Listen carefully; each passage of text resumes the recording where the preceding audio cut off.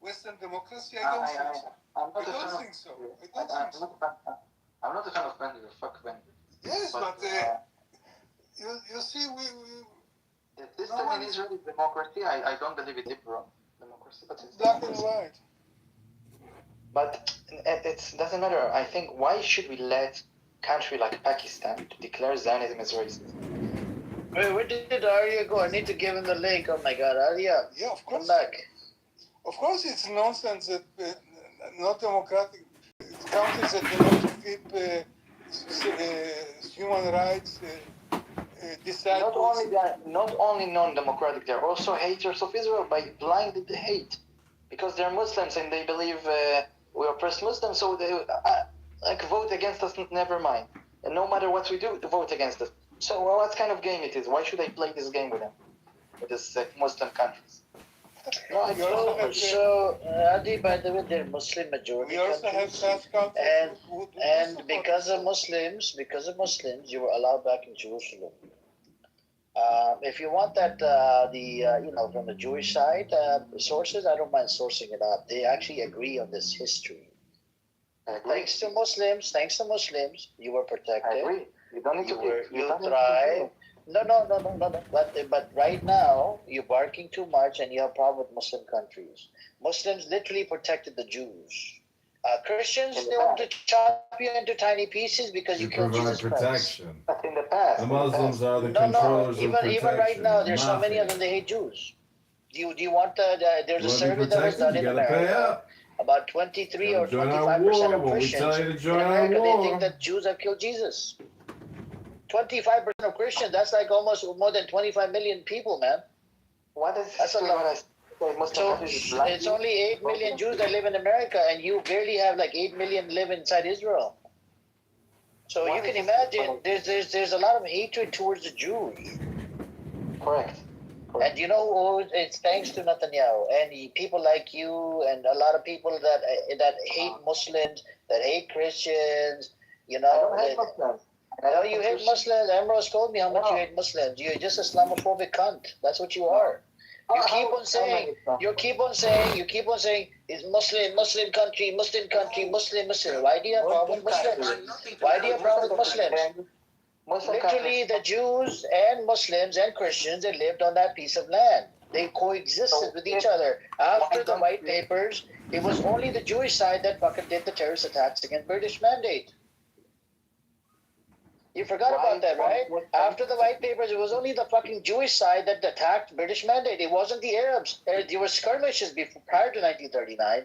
After the white papers were issued, it was only the Jews. You forgot the Arab revolt, the big Arab revolt. I said after 1939. Do you know the year of the? Do you know the Arab revolt? It happened from 1936 to 1939. Yes. Okay, I'm talking about after the white papers. In 1939, the white papers were issued. So the Arabs, they went on silent mode. And do you know who started doing terrorist attacks? The Jewish militias. Haganah. But of course you were silent mode. You see, that's the problem. No. They did not kill the Arabs were still there on the land. No. Of course there were Arabs on the land, but they killed many of important Arab leaders. I seriously can't believe. I did acknowledge there were skirmishes prior to 1939, before the white papers, but after 1939, it was only the Jews that were doing the attacks. And I just don't get it. Why the hell what was the need to create a Jewish state? You could have coexisted with the Muslims, with the Christians. I don't get it, man. Like, what was the fucking need to establish a state? Because we don't have any state in the world, so we wanted one state for all. Oh my God, you don't need a fucking state. You could coexist with anybody. We need. I live on a fucking house. I live in a house in America. The piece of land, if I own a piece of land, that's my fucking state. That's it. I don't really give two fucks about a country. Oh my God. But you immigrated to America, yeah. It doesn't matter. It is, because you had your own country back then. Which country am I from? Go on, tell me. Probably Pakistan. You never admit. I condemn Pakistan for establishing a Pakistan. You know why? There was genocide that happened. It came out of India. Over a million people died due to the partition plan. That happened in fucking 1947 as well. But sick. A hole you have dug yourself in. Negrophobia or colorphobia is discriminatory. Have I ever sided with the Pharisees? I'm telling you, you would walk in the footsteps of your forefathers. Have I ever? But there's like people, so you have like cluster B personality disorders, and so it's pretty common. So somebody with like antisocial personality disorder almost always strong traits, or in addition has a narcissistic personality disorder. You do get people that, and of course people with borderline personality disorder can have a lot of narcissistic traits. So you can have a lot of this shit in the other, so it's narcissistic, antisocial, borderline, what was the other one? Histrionic. But histrionic, that sounds like, maybe that's me. Is that like hysteric? Yeah. But it would be to an extent that everyone Mighty and terrible one, I proclaim that I have banished the shells unto their habitation. I invoke Tahuti, the Lord of wisdom and of utterance, the God that cometh forth from the veil. O thou majesty of the Godhead, wisdom crowned Tahuti, Lord of the gates of the universe, thee I invoke. O thou of the ibis head, thee I invoke. Thou who wieldest the wand of double power, thee I invoke. Thou who bearest in thy left hand the rose and cross of light and light, thee I invoke. Thou whose head is as an emerald, and thy limbs as the night sky blue. How is it that she thinks all of these things about me are adorable? Like, what did I do? This is so... Like, she's like... It's almost, it's called like love bombing. Love bombing forever. But, and they don't, and people with borderline personality disorder don't do it intentionally. Like, those feelings are genuine. That's kind of where they have cognitive distortions. And so they'll be very in tune with you and your feelings, and they'll be really big into trying to please you and make you happy, and they'll just dote all over you. But then within, it could be weeks, months, then that's when everything's going to change permanently, and they're going to split you. So like split from black to white, where they are going to look at you as all bad for the first fucking time, and you destroy those real feelings they had about you, about being this perfect love. That whole person which they thought was you, this perfect person, you just let them down, and you just absolutely crushed and devastated them by showing them that, crushing their dream, that you're not that perfect person. In fact, you fucking suck, and you are evil, and you don't even fucking care about me, and yada, yada, yada. Okay, I don't think I have BPD. Maybe I'm just normal. I don't know what the fuck's going on. I feel like, do you wonder, like, if everyone did a full psych eval? Like,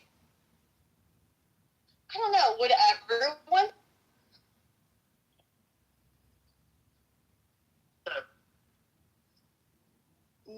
No. Only like maybe like a third or a quarter of the population diagnosed with something. An active one diagnosis, I would doubt even 1 in 5. Access 2, which will probably be, a minority of people. But I will say, you can, just observing people on here, I can tell the personality disorder shit. You can kind of tell who likely has what. Oh my gosh. Up on that. I would love, wouldn't want to embarrass anybody, but man, it'd be fun to know like what you were thinking each person was. Well, there is one thing. All day, Holly, all the time silently, but we don't say it out loud. I would just say this: almost all of the people that were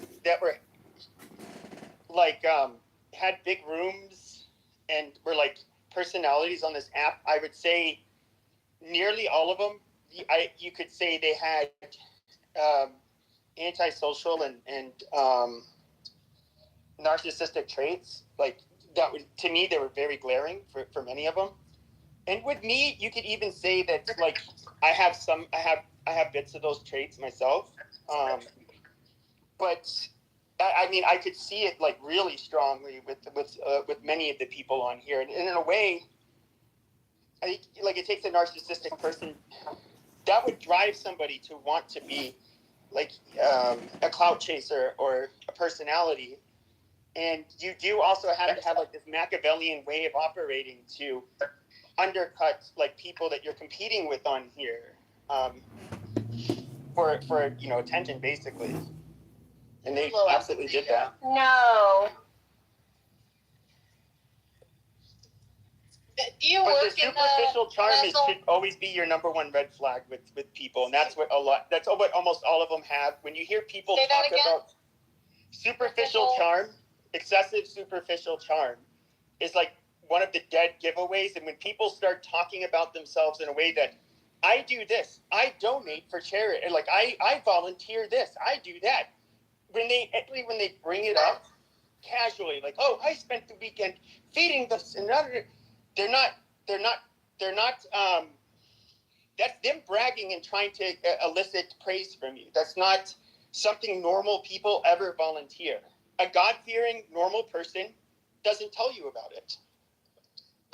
These people, though, so that confuses a lot of people because they use that mask to lure people in, and. What are you talking about? Pepe, what's your point? Pepe, what's your point, Pepe?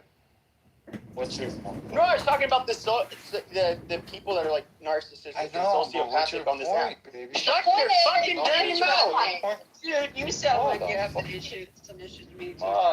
Fuck. Interesting. Go away if you don't like it. I like this. I like talking about this. Do you work in mental health, Pepe? No, I did. You did.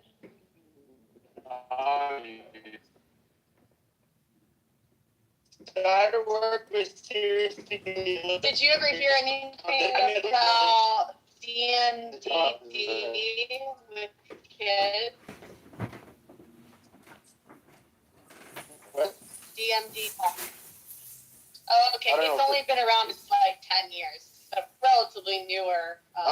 Yeah. I only worked with adults, but it was like almost 20 years ago. It was my first job out of college. So, Pepe, what are you, like 38?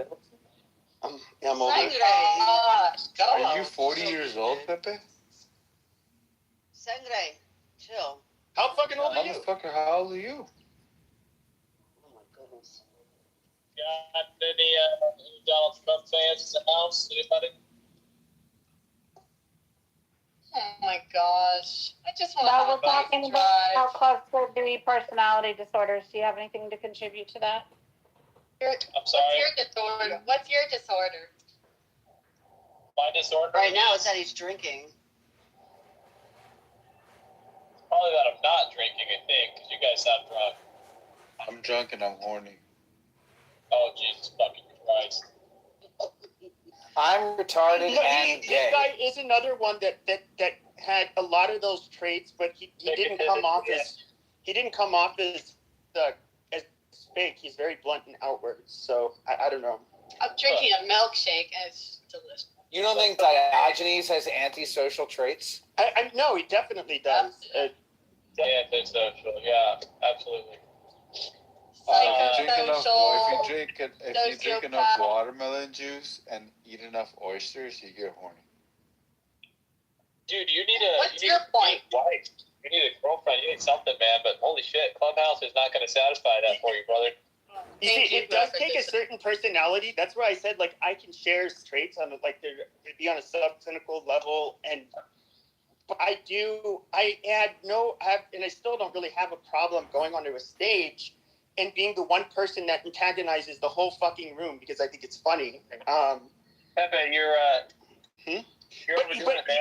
but Diogenes, he also has zero problems doing it, and he will, and then he'll go on his tirade about our monetary system and all of that stuff. Wait, So what do you have? What else? Oh, God.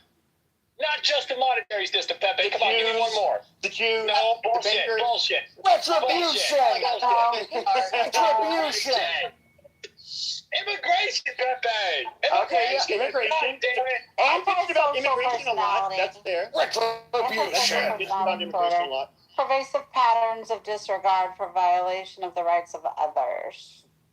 I don't violate others. Who wants to guess my diagnosis? Privation and disregard for and violation of the rights of I'm others. solely out here advocating for the government to Key features eliminated. include deceitfulness, impulsivity, irritability, aggressiveness, reckless disregard for safety, consistent irresponsibility, a lack of remorse. It often needed unlawful behavior and may require a history of conduct disorder. That's so hot. What was that one? That's so hot. Antisocial personality That's hot. disorder. That's hot. I don't know. Does it say that you still need to have a? Super gay. I think it used to be that you had to have a juvenile diagnosis of. Hey, you know what? Let's talk about personality disorders because Stanford just published some research about depressed minds versus what they would call mentally healthy minds. So they took these students, and obviously, look, we need to be skeptical anytime there's any kind of research that requires, people to self-report prior to engaging in the research because there's some noise there. But essentially what they did is they these people who were, clinically depressed and then these people who were mentally healthy, and they arranged a set of tasks for each of them. And they told them, you want this outcome, and here's how you're going to get that outcome. What they didn't tell the group of students was that they were being sorted into a control group and an actual active group, and that the group that was being tested was going to be put into situations with this program where they couldn't actually control the outcome. So they were told that you do control the outcome, but they actually didn't have control. And what they found is that the depressed people always could determine when they were not in control. They reliably, accurately determined when they were not in control of the situation. But the people who were considered mentally healthy often got it wrong. Research had to conclude that people who are categorized as mentally healthy, for the purposes of that research, are not aware when they are not in control. So, as a matter of fact, there is a benefit to being skeptical and cynical and critical. And that benefit measured as being able to accurately determine when you're not actually in control of something. Say, look, no, this situation, we're not in control of this. We're being offered the illusion of control. It's funny that you say that. We're putting ourselves to sleep at night because we want to believe that we're in control, but we're not.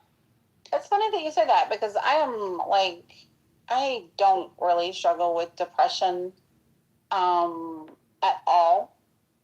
And I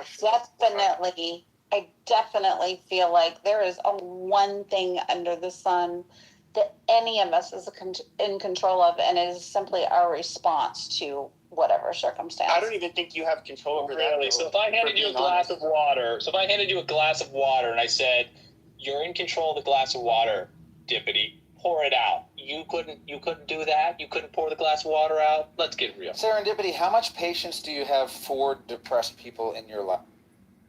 Not a lot. Yep, I'm not surprised to hear that answer. I'm like you, Serendipity. I mean, I can be empathetic, I can empathize, and I certainly can acknowledge that I know that clinical depression is very real, for sure. There's no question about that. I can acknowledge that, and I can certainly have empathy, but I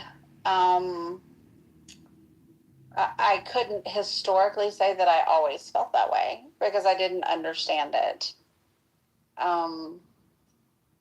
Diogenes was because it wasn't something I struggled with. I mean, like being, for example, it's different. I don't want to get in the weeds, but you can be a psychopath and not criminal. And there's like being what you call like a pure psychopath, like factor 1 versus factor 2 psychopathy. Factor 2 is more like somebody with antisocial personality disorder. Factor 1 is basically they don't have feelings of remorse or empathy or guilt or shame, but what separates them from sociopaths is that they lack what you call emotional empathy. So they can cognitively as with people. Like if they see somebody get hurt, they can say, "Oh, that must suck for that guy," but they don't feel it.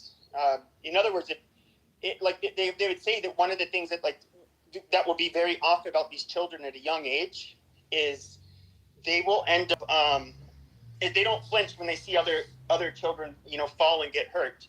Like they can see somebody get ran over pushing a stroller with a bus and her guts out everywhere on the way and go back to work like nothing happened. It doesn't emotionally affect them. Wow. But yeah, that's where they're different. But they can be law-abiding people despite lacking that capability. Their brains literally don't allow it. But what's different about them also is they have a much higher stress tolerance threshold than other people. So for the ones that's necessarily criminal, but they can be put in very dangerous situations, and they can think in a very level-headed way, not get stressed out like a normal person.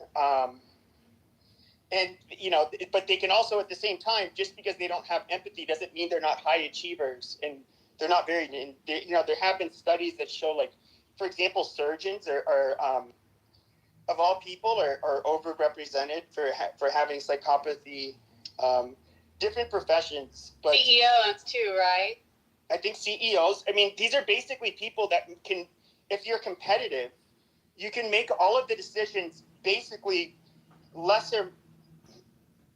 based less off of emotion than like a normal person. Like you're willing to do what it takes, and it's kind of a superpower.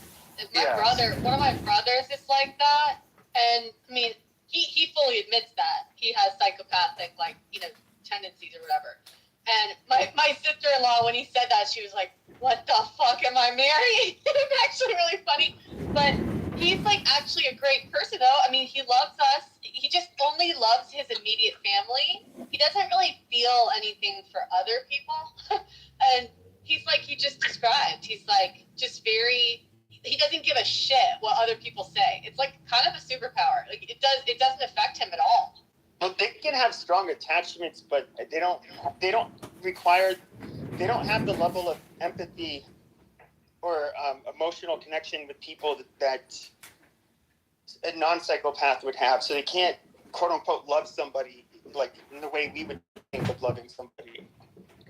Like they're just imagine that part of the brain that cares for people, that feels sorry for people, that is loved, that loves people, is attached to them, in a way like part of your brain you don't get the feelings for it.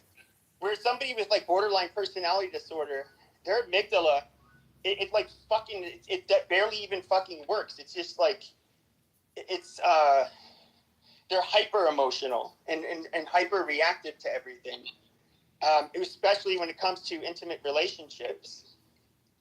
And that's well, with surgeons in general or doctors in general, if there was a thing on the news, oh, this serial killer, kidnapped this person and then completely chopped their body up into little pieces, that person will go to jail. Well, surgeons in medical school are given, like some medical schools, they're each given a cadaver, and then they dissect that cadaver completely so that they can learn all of the structure of the human body. they're both doing the same thing for different reasons. That's interesting. The most, like, I think graphically violent, no, it's not the most graphically violent, but one of them was, there was a video, I'm guessing this was in Latin America, but this was a trauma surgeon. And it looks like they saved this guy's life. But, so he's sitting there, his shirt's off, he has like his arm up near his head, and then he takes a blade of some sort, makes a super long incision all the way, like from near his armpit to near his waist. Then he digs this big fucking contraption, I don't know what it was, in between his ribs. Then you see him cranking it open, and you hear the ribs all breaking apart. And it was super violent. And then he ends up putting his gloves in. He's feeling around the heart. He sees the bullet. He sees where the hole is. I don't think he even took the bullet out, which I don't think they're supposed to even. Then he ends up just stitching them, which, but it was just like, wow, that is like such a gnarly looking job when you see it.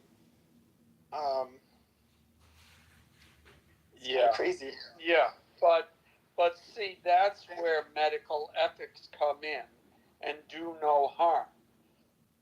The surgeon or doctor can justify it as, yeah, I'm doing all of this stuff, but I'm doing it in service of this has the potential to save this man's life. So that's how they rationalize it in their minds. Well, there's nothing morally bad. Why would they even have to rationalize it? Nothing they're doing is wrong. No, what? Like the surgeon you described in that Oh, example? yeah, well, he had to do it. Yeah, exactly. He had to do it. But he's doing it under the premise of, if I don't do it, he's going to die. So he can justify cranking it open and all of that. I mean, there was an episode of ER where they're doing exactly that. This was years ago. I guess I was traumatized by it. But yeah, I mean, that's the difference. That's why medical ethics are very important, because if you don't follow that, you get something like. I actually got to meet my aunt's cadaver. That was pretty trippy. She snuck us into the cadaver room at night and showed me her cadaver. Who did? My aunt. She went to University of Miami med school, and when I went to visit her, she brought me in to see her cadaver at night. I got to touch it and touch her, the lady. So they keep them. I wonder, do they keep them? Because I know with human decomposition, it can go from. When you go from putrefaction to skeletonization, it can just hitting those milestones can be within just over a week. But in some it depends on how humid and how warm it is. It was rubbery. It felt like rubber. Yeah, I think they do. They preserve the body. So whatever a mortician does, that they drain the fluids, etc. They put some fluid in to preserve, whatever. Not that I know.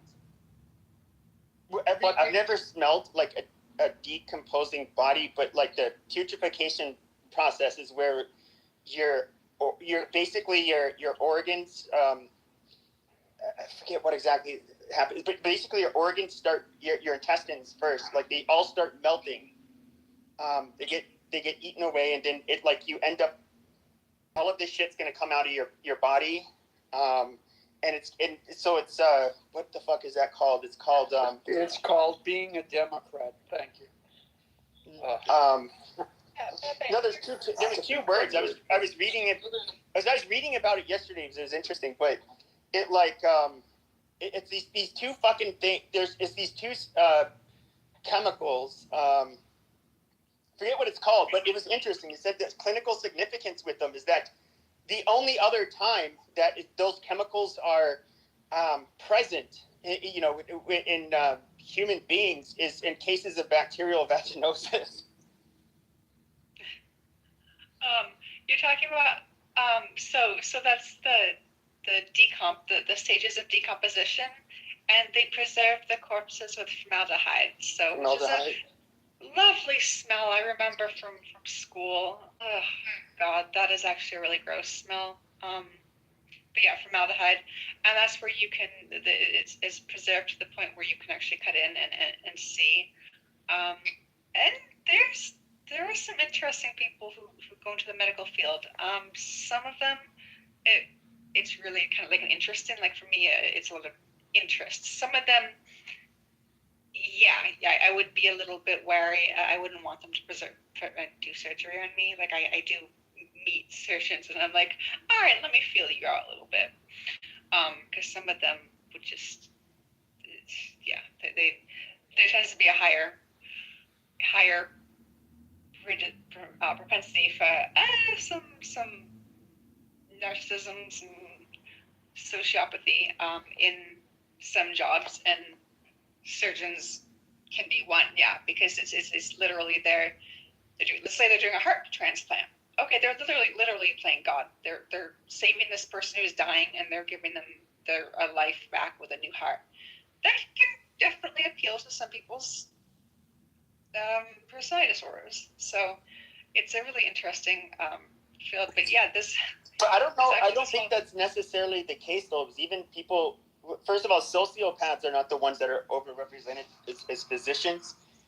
Mainly the sociopaths, like I said, the factor one psychopathy is different. The sociopaths, they're marked by impulsivity, irresponsibility. Basically, they have very poor control and cannot control themselves. Whereas, like, a factor one, which can be very disciplined and very, goal oriented, it just doesn't have emotional empathy. They can become doctors, but yeah. But I don't. But not all of. But people like to equate a psychopathy with sadism, which probably because of serial killers in the past is like probably the last person you want to be a sadist is a psychopath, because they'll they'll act on it for horrible reasons. No. Yeah, those are the ones that have. But people with psychopathy don't get off on hurting people or violence. They can only be dangerous because they don't have maybe the emotional. If you don't feel guilt or remorse or like emotional empathy for what somebody else is experiencing, obviously you're naturally less. You're more willing to use violence if it comes to that. Well, a pure psychopath is mimicking expressions. So yes, if there was any empathy, it would be mimicking empathy, basically mimicked as the empathy that see other people, but there would be no feeling. So they could go in and tell someone, we're sorry, we have to do a heart transplant. It's going to be difficult. It's dangerous. Yada yada yada. They can sound kind of like, but we'll take good care. Yada yada. And then they like walk in. There's flat affect, and they are like, scalpel, open up, crack the ribs, rib spreader, heart. They do all this, and then but psychopaths, I mean, they do pretend, because if you meet a psychopath who is not pretending, they're creepy as fuck. Well, no, I know psychopaths have to admit, they generally are in bewilderment when they see people make facial expressions. They usually, one of the things they have to do to kind of they have to basically ask why is that person making that face? They don't get it, and then they have to rehearse it. But and there are some that's kind of where some of the torture comes in, where sometimes some of the serial killers will have a torture aspect, and some of that is, like, oh, I'm looking at like your expressions and kind of analyzing this response to this pain that they don't feel, and that's where you get the really creepy folks. But I could have swore that with sadism, sexual sadism disorder, they get a literal physical. This happens in the normal population. It's just that they don't want to do illegal things, and they only want to do it within the when it comes to consensual sexual activities. But they actually get off on it. Yes. Big time. But that's more. Yes. I don't think that you don't necessarily have to be psychopathic to do that. No, and there are definitely serial killers who are actually not psychopaths. Some of them have some other personality disorders, but some of them also have kind of been shaped also by their childhood. Some of them have also childhoods that, if you look at, they're extremely fucked up. They've been abused. That's no reason for them to do what they are doing, but it does make it. There's hard to have empathy if they've never been shown empathy. So it's a very interesting. It's an awesome conversation that I think is, and I remember if you really get into this and then you start kind of looking at people in the public eye, you start to get this kind of creepy feeling with some people, and it's just there's a few people that I've just been like, check. I mean, I've thought it. So, like, I know What? lust killers. No, did she just say check? Well, kind of. There's a couple of psychopathic checklists that actually are very much used by like FBI, CIA. And there's definitely several different comprehensive checklists, and there's people that I've seen, for example, running in political office, and yes, the glib, the superficial kind of cheeriness and charm, superficial charm, the popularism, the cult of personality, huge one. I don't think that Trump is necessarily a psychopath, but Trump is not a psychopath. I think totally a narcissist.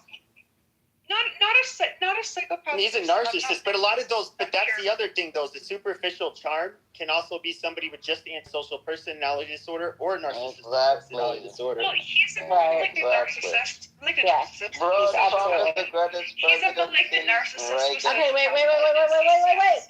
wait, stop. Okay, so there was a question in the chat about compulsive disorders, which I think are also rather fascinating. Which ones?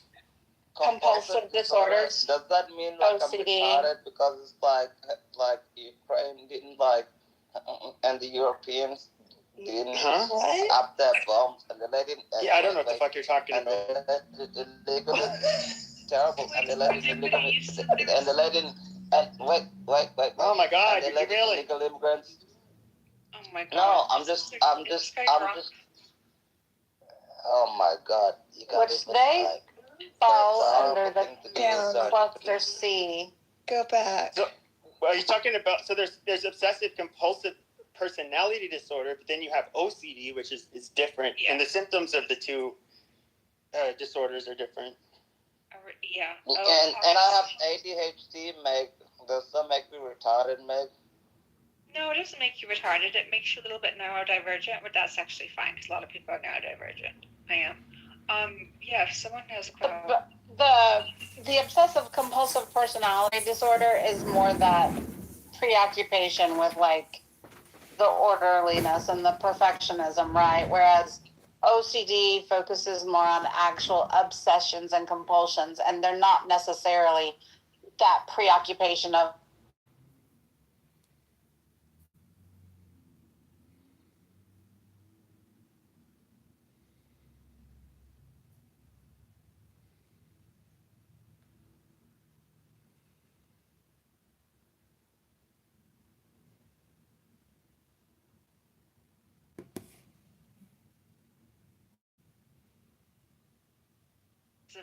compulsive disorder causes extreme distress pretty much whenever just a compulsion comes up or an obsession comes up. It's endlessly distressing. If anyone wants to comment, I can talk. There's a bunch of people on here who have OCD. It's not always distressing, though. There are people with OCD that the behaviors and the compulsions aren't necessarily always distressing. So I'm not going to say who, but Meg, there's a bunch of us on this stage, or several of us that have OCD. Yeah. And so, like, trust me, I know we've talked about it before. We're well aware. Yeah. Oh no, just as someone who has actually tried a lot of medications, therapies. It actually is something I am qualified to do, but I'm sort of putting it off because it is known for having a lot of memory loss. But it is Murray surgery, so they will actually put a gamma. You're talking about ECT? No, I am talking about gamma ray brain surgery. I am talking about gamma ray, and that actually has been the one way of basically curing OCD, significant memory loss, and sometimes some brain damage. So that's why I've taken it off.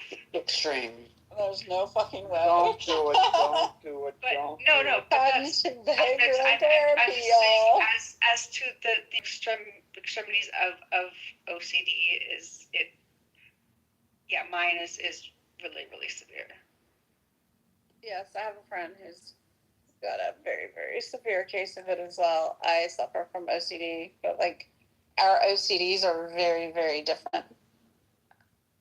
Like I'm very heavy on the O, the compulsions. I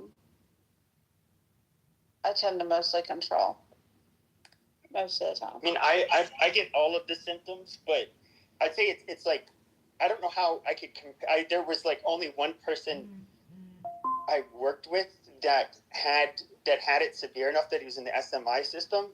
So obviously it's like, it depends on, so obviously it's on a spectrum, and everybody's symptoms are a little bit different, and not as severe as, some people have OCD and don't even need any medication or anything. No, that's true. And I mean, for some people, it's actually, it can be very handy. Like, you kind of do want a surgeon to have maybe a little bit of OCD, because they're probably not going to leave anything in you, like a piece of cloth or something. Like, they're going to be like checking. You want, like, people who do airplane maintenance and pilots probably to have a little bit of OCD, because they're going to check that flight log, and they're going to go back and check it again and again. So. But OCD doesn't always present that way. I mean, no, OCD can present in a lot of different ways, and it's not necessarily being overly detail oriented on like checking things. That's just one small component of it. Yeah, no, there also can be obsessed with there's also mental obsessions and compulsions where there's not really any physical movement, but it's all mental, and it's complex. So it's. But yeah, no, what you could definitely. I mean, it sounds like ours are definitely different. So, certainly, what kind of are some of the symptoms you have? A lot of my obsessions are mental. They're ruminations. I'm a ruminator, and the compulsions come into play whenever I have to like placate. That the ruminations aren't actually legit. With certain placating behaviors, but like I tend to. I get like obsessed with my hobbies, things that I become interested in. I'm not one of those people who's like, oh, well, here, I'll get the starter kit and see if I even like it first. I'm one of those people that will go and literally spend thousands of dollars to have all of the things, watch all of the videos, pay for all of the education,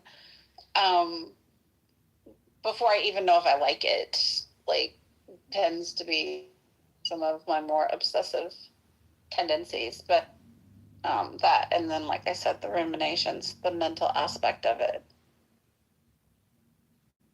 Get busy living or die trying.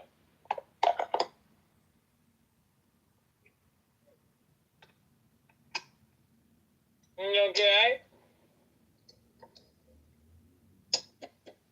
You guys know the numbers for the Department of Homeland Security budget for Immigration and Customs Enforcement? We're not talking about that right now, Diogenes. Are we still talking about personality disorders? Mental health, yes. All right. Do we believe that animals reach equilibrium in their ecosystems? We know about that, right? We know how if you leave the ecosystem alone, in order to adapt to the carrying capacity of that ecosystem. What is mental health is just a natural manifestation of a species trying to find an equilibrium with the carrying. I think there are a lot of aspects of mental health that are probably that way. Nitrogen. Not all, though. You know? Maybe what is, we need a few mentally ill people to get us outside of Plato's cave.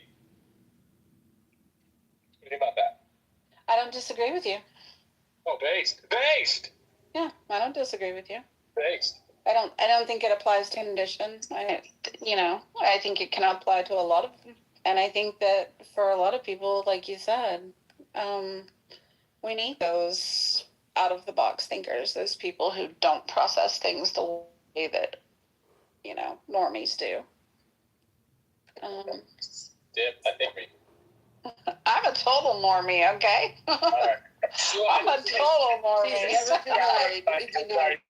I am the most basic bitch you will ever meet, okay? Lord Almighty, heavens above. Yep, I wear it proudly.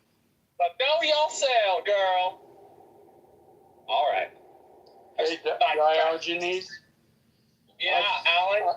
I was going to say, before you left the room, I think that study you brought up, what it actually shows is how people who are depressed and people who are not depressed react when they're lied to, and whether or not they can perceive that lie, not necessarily whether or not they are any more aware of if they're in control.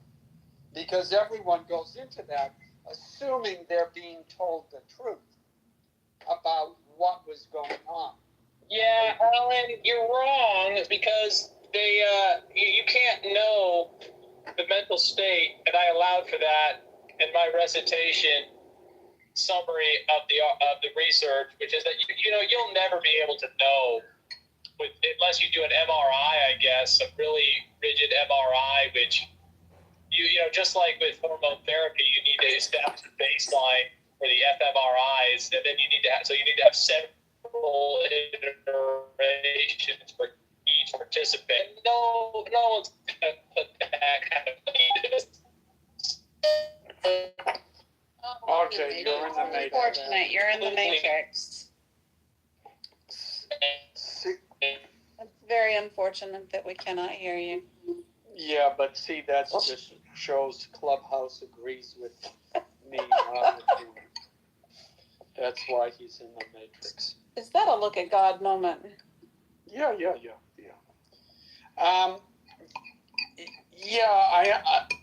I don't know if you're still there. Yeah, I understand what he's saying, but if you're starting off a study with deception, then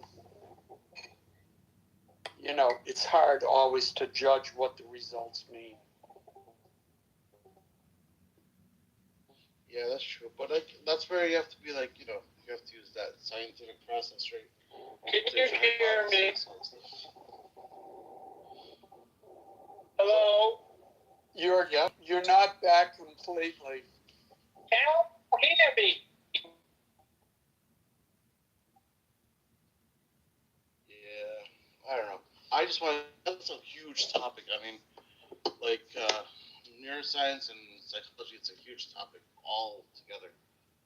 People get their PhDs and MDs in that. So, anyways, what I wanted to say was, let's talk about mental health is making me go to the gym. So, thank you guys.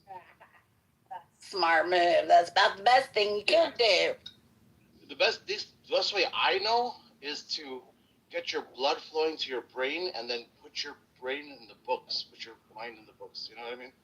Like read something, learn something. That's all I got. I'm one of those. Help with my OCD. I'm one of those wannabe Dr. Phil guys. That's all. Am I in the matrix now? Can you hear me? Testing. 1, 2, 3.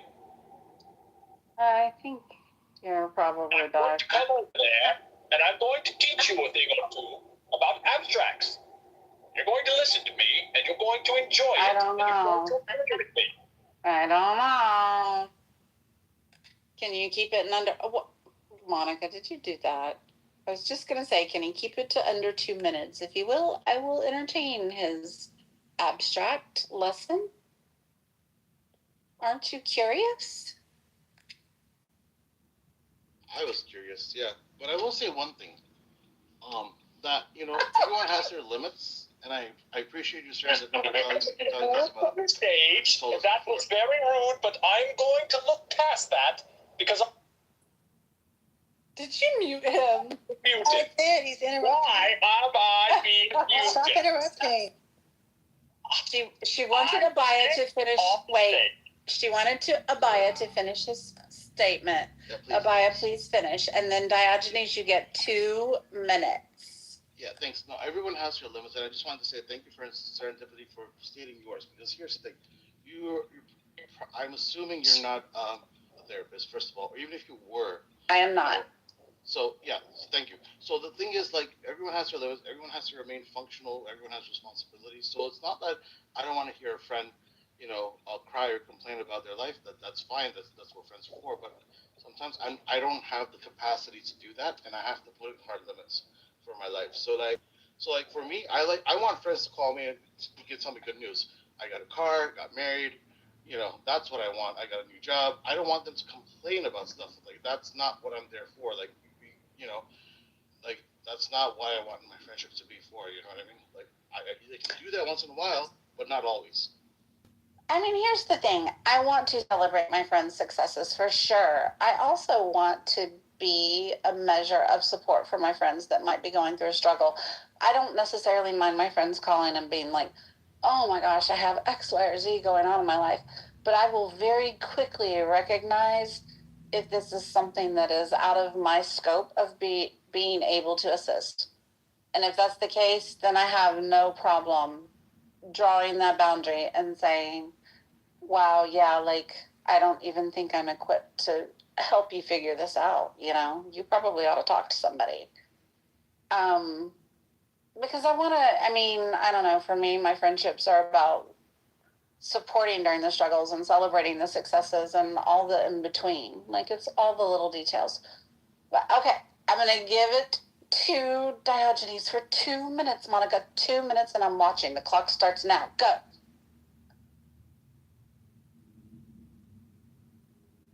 Or not. Oh, you're in the matrix. You're in the matrix. Wait. I'll give you your 2 minutes. The guidance is God, isn't it? Yes, I will give you your 2 minutes, but you gotta have service first. I wish I knew the lyrics to Frank Sinatra's "I Did It My Way." I'd play myself out. I think you're okay. All right, go. There's not enough time. There's not enough time. I can't tell you what I want to tell you in 2 minutes. So I'll have to suffice to say, how dare you? Alan, you're wrong, and I wish you all a good night. Good day, sir. Good day. See, Monica, that wasn't painful. Look. He couldn't do it, so he, took the high road.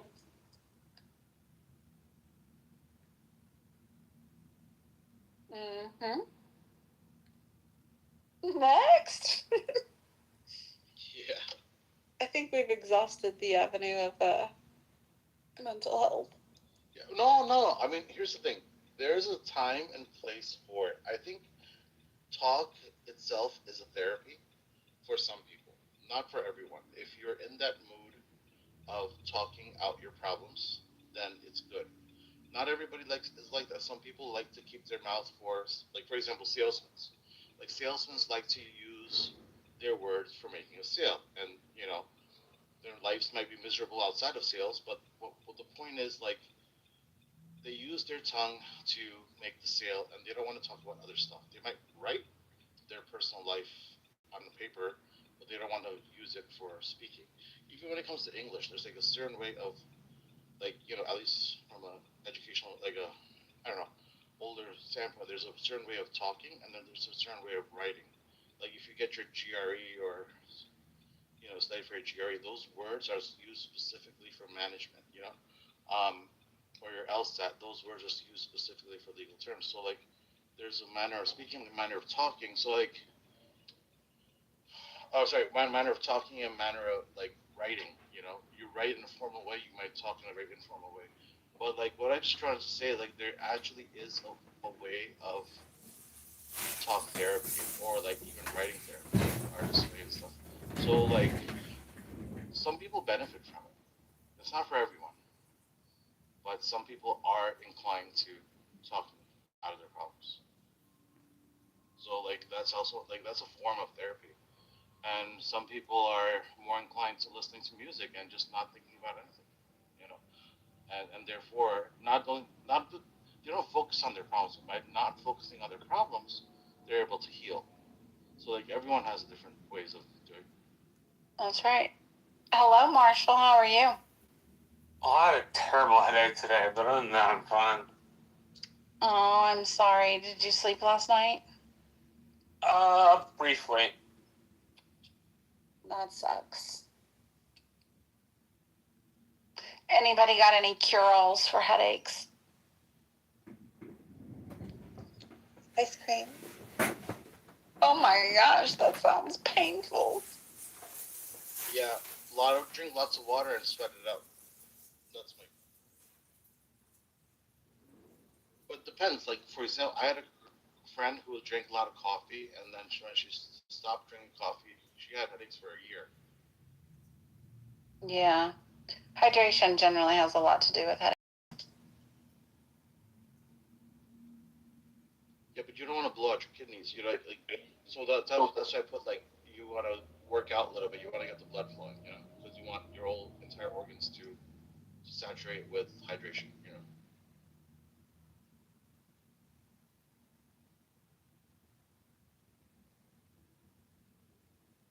And might I add, if a person wants to chant the Hare Krishna Maha Mantra, especially if they've been doing it, then it actually helps to balance the hormones and also helps to ease the headaches. Even if it is for, like, a short, like, you know, a few hours, but it actually gets rid of the headaches and you're in a better state of mind and you're able to, like, you know, actually move out of the headache space. Did you just dismiss the power of hydration? No. Don't dismiss the power of hydration. And electrolytes. I didn't. I just said the Hare Krishna Maha Mantra also has, like, a way of, like, soothing a person's headache.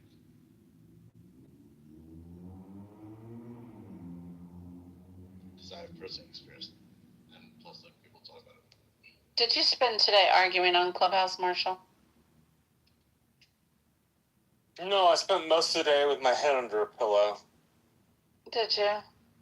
Yeah, which I still have a headache now, but it's not as bad as it was, say, 2 hours ago. Good. Drink, my friend. Drink lots of water. Preferably with electrolytes so that your body's actually absorbing it. I can do that.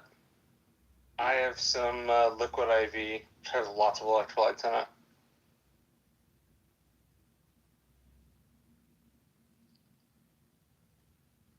I think I probably drink too many electrolytes. I don't even care.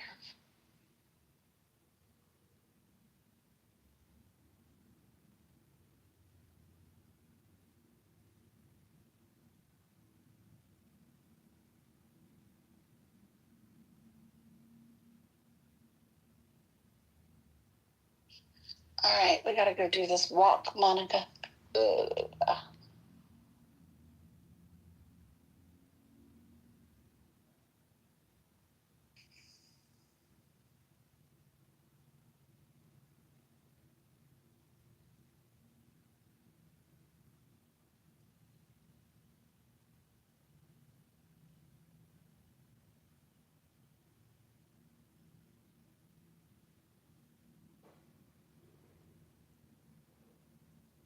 Monica, are you there? Are you indisposed?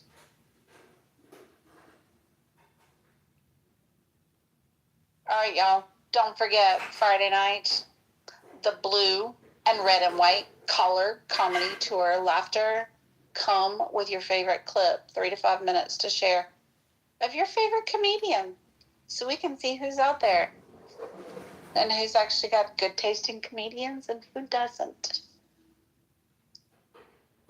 Oh, are you starting a poll? Oh. I'm going to let you have this little poll, my dear.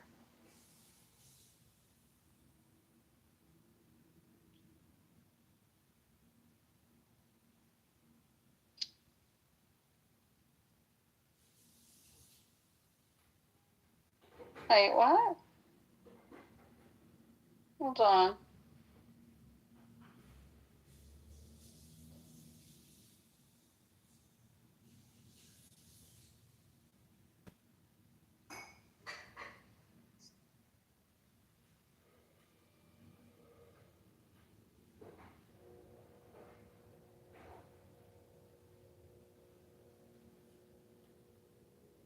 Okay, good. Thank you, Monica. All right. Y'all have fun out on those clubhouse streets. I'm going for a walk. I got me a date. I'll talk to y'all later. Bye.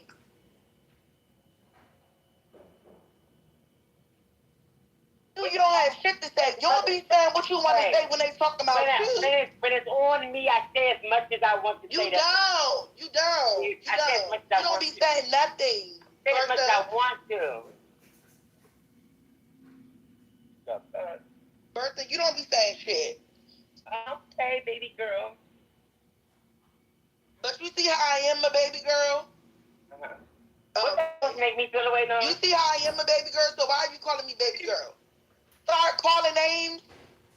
Because you don't like the name I got for you. So you want me to start calling you? Who you think? Don't call me baby girl, bitch. My name is Oops, you're bad, bitch. My name is not baby girl. As soon as I start calling you big dick, then you gonna be right out the room. I'm not a bad. Shut the You fuck told me that up. last time. When I start calling you big dick, nigga, you gonna be gone out the room. So don't call me baby girl, bitch. This is Big Mama. It's no baby girl. Oh, nothing no, you ain't no here. fucking Big Mama now. Now That's what you talking about. Get your big dick ass on, bitch. Right after you over there. Oh, I'm weak. I'm weak.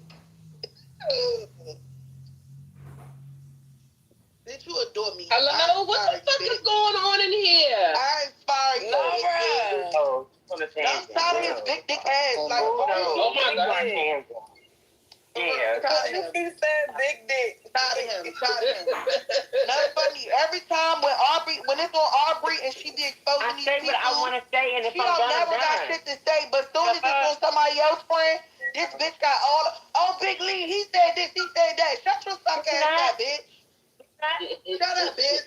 Because when it's on you, you don't be having shit to say. I say as much as I want to say. Shut up, bitch. Like Talking about Big everybody Lee. Fuck shit about you. Bitch, you should have got down when you was mad at. If he was in here talking about Big Lee, bitch, don't be the motherfucking reporter, bitch. You don't get paid to report was shit. doing, bitch. Shut up. What is you talking about, bitch? Big Lee, let me know when you ready. This is the mission, babe. Let me know when you ready talking shit. Let me send it. When you ready, let me know. I'm going to stop calling this big dick nigga. Let me know. No, please. I see it, bitch. Okay, no, I'm ready. I'm ready now. Go ahead. I'm ready. So we went down there. We went to I think it's Jimmy. Wherever that popular one with the yak. What is this? Surviving Baltimore niggas? Is that what we doing? Yeah, the one. I'm trying to tell the story about when I went down there. Oh, okay, go ahead. Go see her. So when I went down there, we went to the gym. That was not too long. We went to another one that was too long. So then I said, okay, let's just go to Chipotle. Went to Chipotle. And it was $13. He only had $10. And I think that was his last $10 because it was like, when I was looking at him, I said, damn, it's just like, I'm just taking his last $10. Like, this part is for him. Because I'm like, the yak is $16. How you come out the house with $10? How was you going to pay for the yak?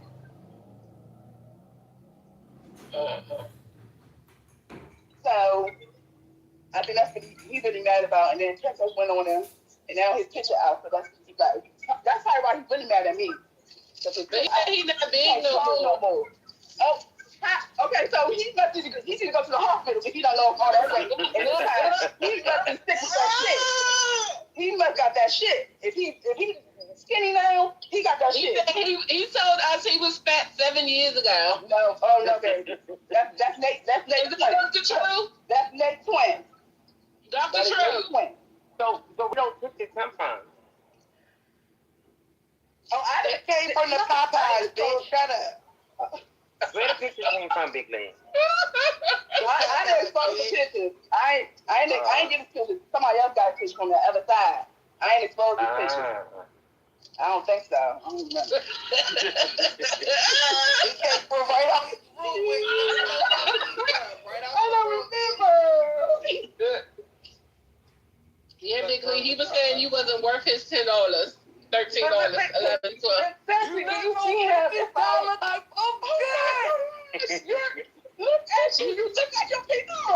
No, that's really you. You're not no motherfucking fat cat. No. I can't believe he sound like that. He said, oh, that's him? Listen. That's him in his PTR. That's him in his PTR. For real? Yeah. Fucking fat cat. Somebody screen cap. That's exactly how big he is. Guess what? I'm loving that. Why you lying to say you lost weight? Are you sick? Oh my God. Yeah, you sick. That means. Yeah, you sick. You nigga, you said you 20, man. Yeah, you gotta be sick. Everybody know how you big. That nigga sound like he a buck 20. Yo, bro, oxygen. You might be sick. Yo, I'm just saying. Them earrings she had on, them bitches look like you talking about earrings.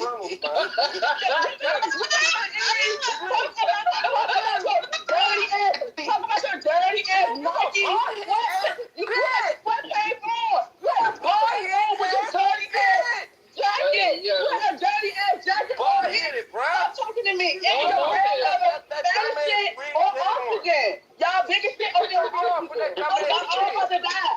Why are you talking about the wig? Y'all put the fucking wig, y'all. What the wig do? What did the wig look like? Bald head ass. Now, Chris, I got what we mad as shit, yo. And that was mad as shit. You was big shit. I was mad as shit. You was big as shit and short as shit. You big as shit and short as shit. You big as shit and short as shit. Oh my God. You look just like a PPR. You look just like that PPR. I gotta give the real bet and you look just like I'm glad he's paying back to them. You are so big, bro. I gotta give the real bet and form. You could, a lot of people knock it off as conspiracy and stuff like that, but this is happening before your face, and this is why I started off with saying that they want you to believe that it is just conspiracy, and therefore you don't understand exactly what's going on. But majority of people, if you even look at the history of this country, if you even understand the Kennedys, you even understand John F. Kennedy and the statement he made. It was all based on what you would consider conspiracy now. You would call John F. Kennedy a conspiracy nut with the statement that he made about really who was controlling the government. So you can knock it off as it's just conspiracy, but you know, when you really go behind the scenes, you see as an actual fact. Wait, who is controlling the government? What did he say? This is an ISO. Calm down. He did a speech about secret organizations as being repugnant towards the ethos of the nation. Exactly. So, but just Elder, I'm asking a simple question. Name me a major Fortune 500 company that makes more money off of less population in the United States. I'll wait. That's not the point. That's not the point. Corporations is just run. They're run by somebody else. They're run by the family organization. They're run by the Rockefellers and the Rothschilds. That's who's running this business. Not the point of the corporations. It's not when you're dealing with the corporation. I'm going over the corporations and the plan that they have for America, which they always have. It's not about the corporation. So anyway, so every major corporation, from Johnson & Johnson to your major automotive manufacturers to your fast food complex, the restaurant industry, hotel industry, everybody makes more money when there's more population. Construction, insurance, just have more people, more scarcity, more money. So the idea that there's some, I don't know, conspiracy to have. Now, there are some people in elite, I think Bill Gates has talked about this. There are some people in elite positions who have talked about population from a world perspective as a problem and something that needed to be fixed. That is true. There are some smart people who have talked about that. But corporations in general want more population, not less.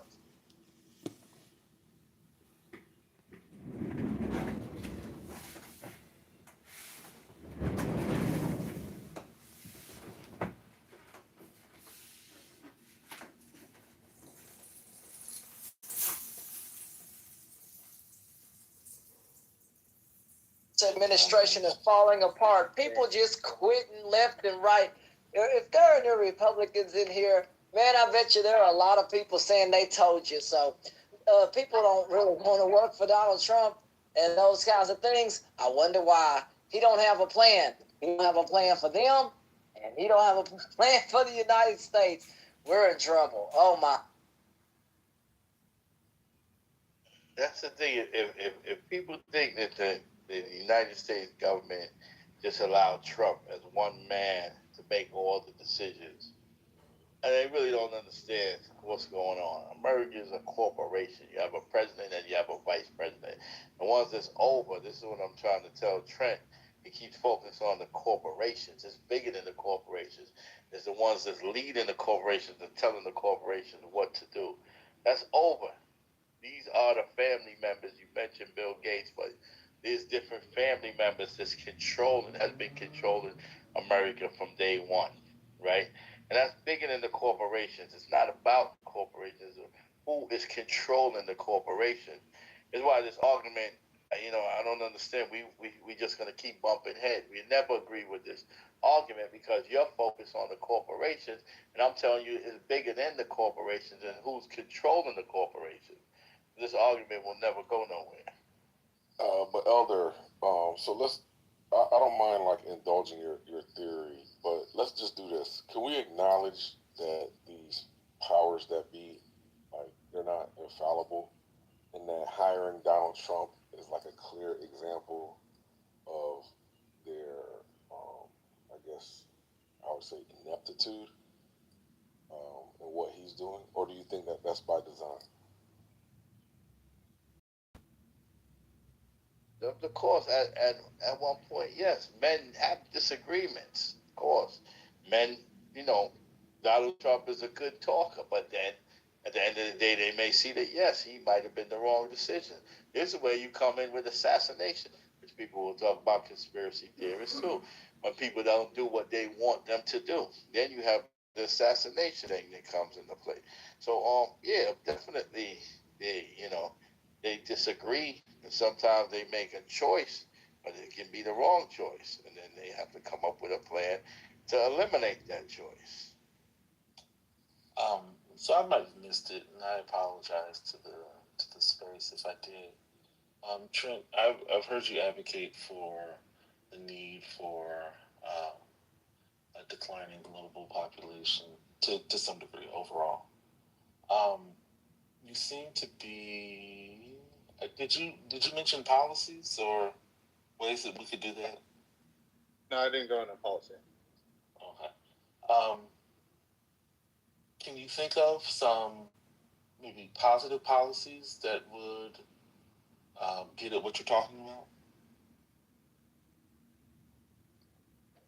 You can have policies that encourage family growth to stop at 2 children. That's one policy. Which one? What the policy look like? I don't know. Like I said again, I don't get into the policy part of it. There's a lot of different theories on that. But why wouldn't you? Here, if there's a written policy, brother, help me out.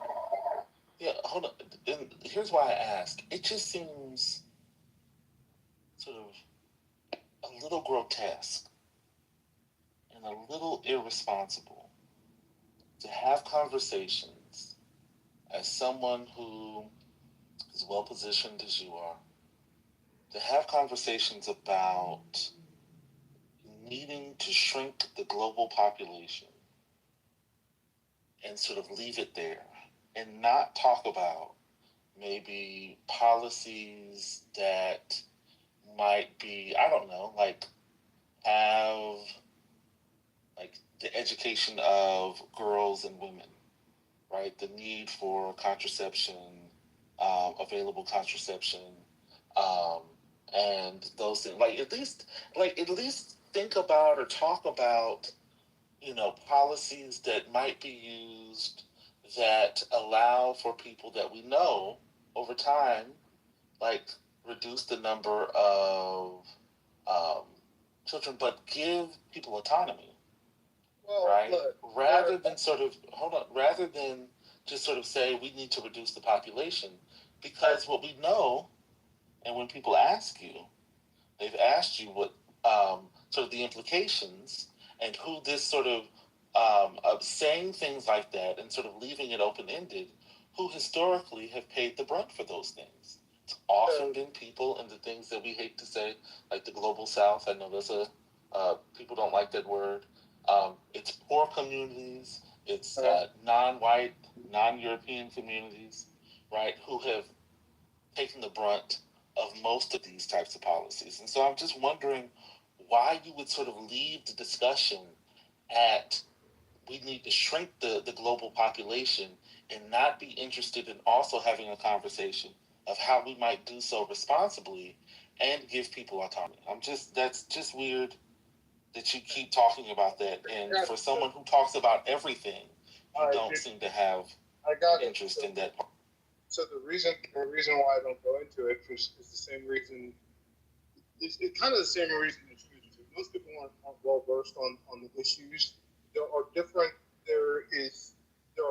countries, different parts of the world where to your point, there are places in Africa, there are places in South America that would need different policies than a place like the United States or Europe. And it's not about this shrinking. See, when you say shrinking the population, I'm not talking about shrinking. See, it makes it sound like you're talking about like killing people in mass. That is not what I'm talking about. But pausing and reducing the global fertility rate so that we don't overrun our resources is something that's responsible, because right now we are in an exponential growth period. And when you have too many people born at one time, you end up with bad results like wars over resources and some of the things that we're seeing happen right now. What are you talking about, war? Look, do you think the wars over resources are built out of or caused out of necessity or greed? Greed. I'd say it's greed. Okay, so you couldn't use the argument to lower the pop. Hold on, let me see this concrete. Depends on how you look at that.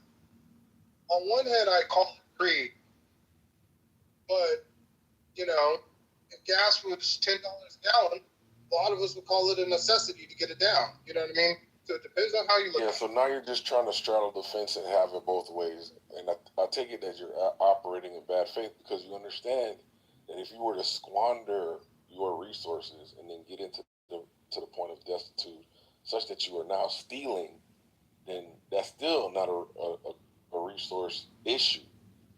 That's a squandering of resource issue. And it still goes back to greed and don't try to sound smart real quick. I don't have a lot of time. If it's too much for you, brother, just tap out, man. No, you're my boy. If it's too much, so what part didn't you understand? The squander part? I don't know. The resource part? The scarcity part? Which one really fucked you up? All of it. All of it. Just say it plainly. Look, here's what I'll say. The United States has been involved in wars. You're just being dishonest, bro.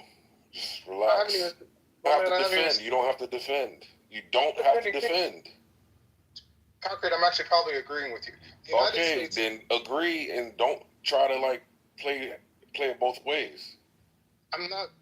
don't even know what you're talking. I don't. All right. So remember, you tried to make the argument that population would lead to resource scarcity, which would lead to wars.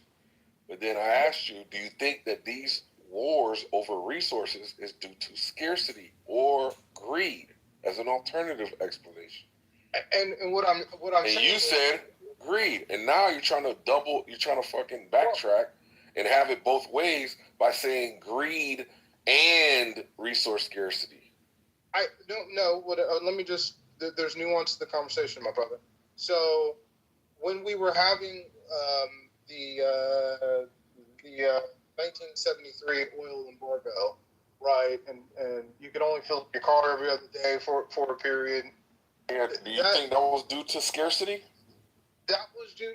Well, it was due to scarcity at the. That was in retaliation to events that were happening between, I think it was Israel, and Egypt, in America, right? So it had nothing to do with scarcity. Okay, but so here, I'm gonna probably agree with you. So why are you bullshitting, bro? Just like let it go. Oh, man, hold on. Look, the 1991 war in Iraq against Kuwait was probably a war of greed in a sense. Now we were protecting the Kuwaitis, but we were also our oil interests there. The 2000 war in Iraq, for me, was absolutely a war of greed because we already had plenty of oil. Right, so we agree that it wasn't about scarcity. Hold on. And now today, what we're seeing with both Venezuela and Iran, to me, is complete and total greed. We already have vast oil resources. Yeah, all right. So you do agree. So why are we trying to make the argument that we're concerned about population explosion, which would lead to resource scarcity? Why did you try to make that argument? There is a nuance to that, in which there would some that would argue, if we didn't have this access, then, like I said, oil or gas prices being at $8 to $10 a gallon, some of us would call that it's because of scarcity. And it just depends on how you look at it, on which side. So now you're just appealing to like some other person's attitudes towards it, like who might be like less informed, right? Come on, Trey, you don't gotta bullshit, bro. Now I'm talking about drill, baby, drill. I'm talking about you, brother. Know exactly how to work Not the unwashed masses. You right here. What? All right, so you got it. It happens. So you can feel all this happening. Your breathing is happening. Your thinking is happening. Your feeling is happening. Your hearing, your seeing. The clouds are happening across the sky. The sky is happening blue. The sun is happening shining. There it is. All this happening. And may I introduce you? This is yourself. This begins to be a vision of who you really are. And that's the way you function. You function by happening, that is to say, by spontaneous occurrence. And this is not a state of affairs that you should realize. I cannot possibly preach it to you, because the minute you start thinking, I should understand that, this is the stupid notion again that I should bring it about, when there is no you to bring it about. See, that's why I'm not preaching. You can only preach to egos. All I can do is to talk about what is. It amuses me to talk about what is, because it's wonderful. I love it, and therefore I like to talk. If I get paid for it, then I make my living. And sensible people get paid for doing what they enjoy doing. So this is not you see, this is the whole approach here is not to convert you, not to make you over, not to improve you, but for you to discover that if you really knew the way you are, things would be sane. But you see, you can't do that. You can't make that discovery, because you're in your own way. So long as you think, I'm I. So long as that hallucination blocks it. And the hallucination disappears only in the realization of its own futility. When at last you see you can't do it. You cannot make yourself over. You cannot really control your own mind. See, when we try to control the mind, a lot of yoga teachers try to get you to control your own mind, mainly to prove to you that you can't do it. There's nothing, a fool who persists in folly will become wise. So what they do is they speed up the folly. And so you get concentrating. And you can have a certain amount of superficial and initial success by a process commonly called self-hypnosis. And you can think you're making progress. And a good teacher will let you go along that way for a while until he really throws you with one. Why are you concentrating? See, Buddhism works this way. Buddha said, if you suffer because you desire, and your desires are either unattainable or always being disappointed or something. So cut out desire. So those disciples went away and they stamped on desire, jumped on desire, cut the throat of desire, and threw out desire. But then they came back and Buddha said, but you're still desiring not to desire. They wanted how to get rid of that. So when you see that that's nonsense, there naturally comes over you a quietness. In seeing that you cannot control your mind, you realize there is no controller. What you took to be the thinker of thoughts is just one of the thoughts. What you took to be the feeler of the feelings, which was that chronic muscular strain, is just one of the feelings. What you took to be the experiencer of experience is just a part of the experience. So there isn't any thinker of thoughts, feeler of feelings. We get into that bind because we have a grammatical rule that verbs have to have subjects. And the funny thing about that is that verbs are processes and subjects are nouns, which are supposed to be things. How does a noun start a verb? How does a thing put a process into action? Obviously it can't. But we always insist that there is this subject called the knower. And without a knower, there can't be knowing. Well, that's just a grammatical rule. It isn't a rule of nature. In nature, there's just knowing, like you're feeling it. And I have to say you are feeling it as if you were somehow different from the feeling. When I say I am feeling, what I mean is there is feeling here. When I say you are feeling, I mean there is feeling there. I have to say even there is feeling. What a compass of language we have. Chinese is easier. You don't have to put all that in. Well, you can say things twice as fast in Chinese as you can in any other language. Well, anyway, when you come to see that you can do nothing, that the play of thought, of feeling, etc. just goes on by itself as a happening, then you are in a state which we will call meditation. And slowly, without being pushed, your thoughts will come to silence. That is to say, all the verbal, symbolic chatter going on in the skull. Don't try and get rid of it, because that will again produce the illusion that there's a controller. It goes on, it goes on, it goes on, and finally it gets tired of itself and bored and stops. And so then there's a silence. And this is a deeper level of meditation. And in that silence, you suddenly begin to see the world as it is. And you don't see any past, and you don't see any future. You don't see any difference between yourself and the rest of it. That's an idea. You can't put your hand on the difference between myself and you. You can't blow it, you can't bounce it, you can't pull it. It's just an idea. You can't find any material body, because material body is an idea. So is spiritual body.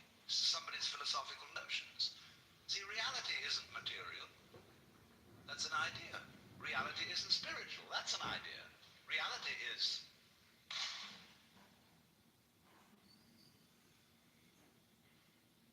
So,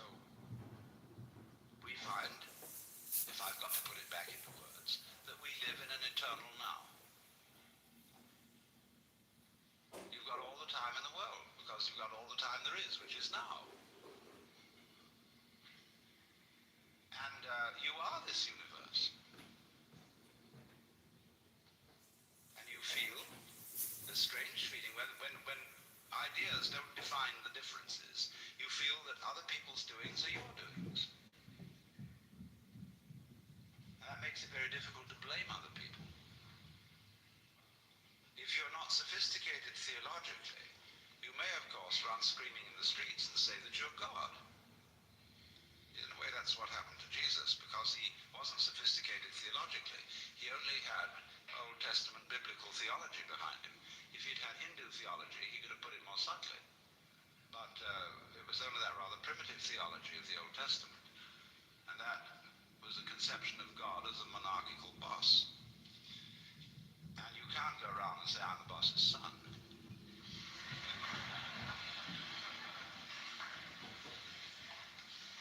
If you're going to say I'm God, you must allow it for everyone else too. But this was a heretical idea from the point of view of Hebrew theology. So what they did with Jesus was they pedestalized him. That means kicked him upstairs so that he wouldn't be able to influence anyone else. And only you may be God. And that stopped the gospel cold right at the beginning. It couldn't spread. Well, anyway, this is therefore to say that the transformation of human consciousness through meditation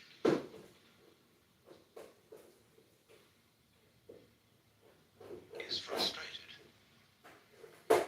So long as we think of it in terms of something that I myself can bring about by some kind of wangle, by some sort of gimmick.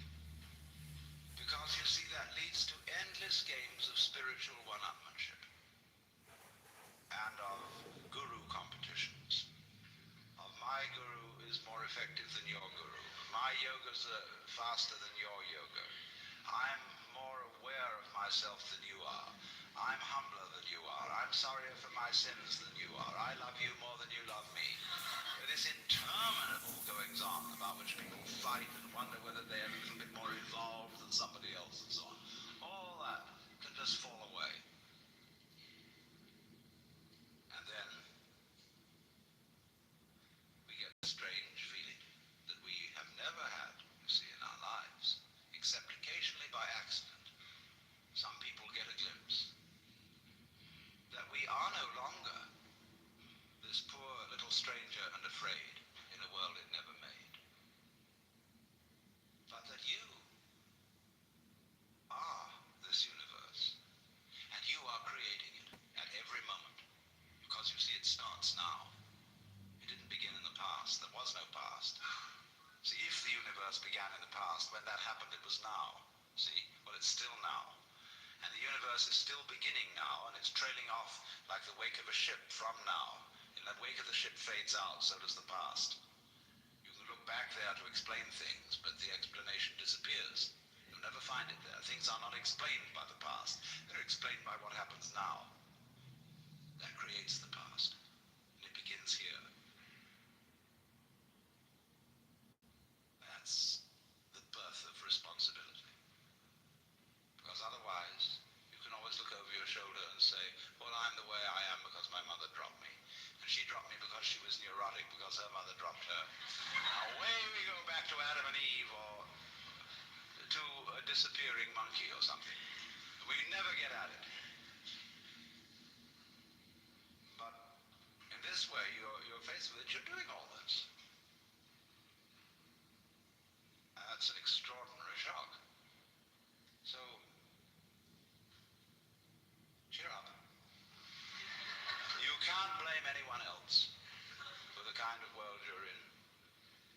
And if you know, you see that I, in the sense of the person, the front, the ego, it really doesn't exist, then it won't go to your head too badly if you wake up and discover that you're God.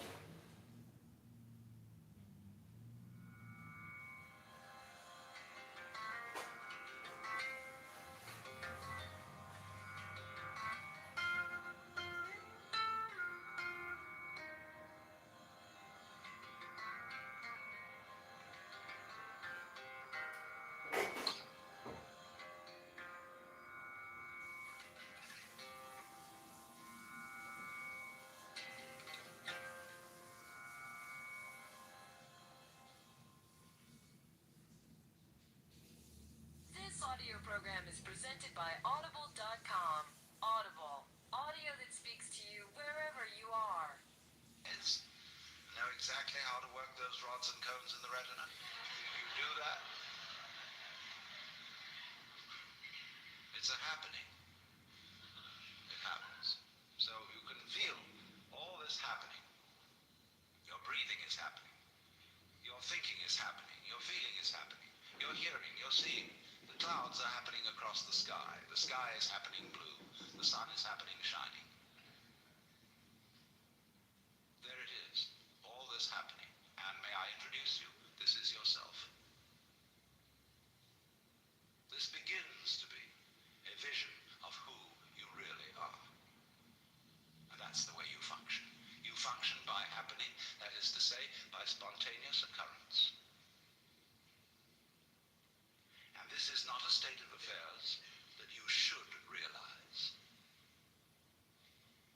I cannot possibly preach it to you, because the minute you start thinking, I should understand that, this is the stupid notion again that I should bring it about, when there is no you to bring it about.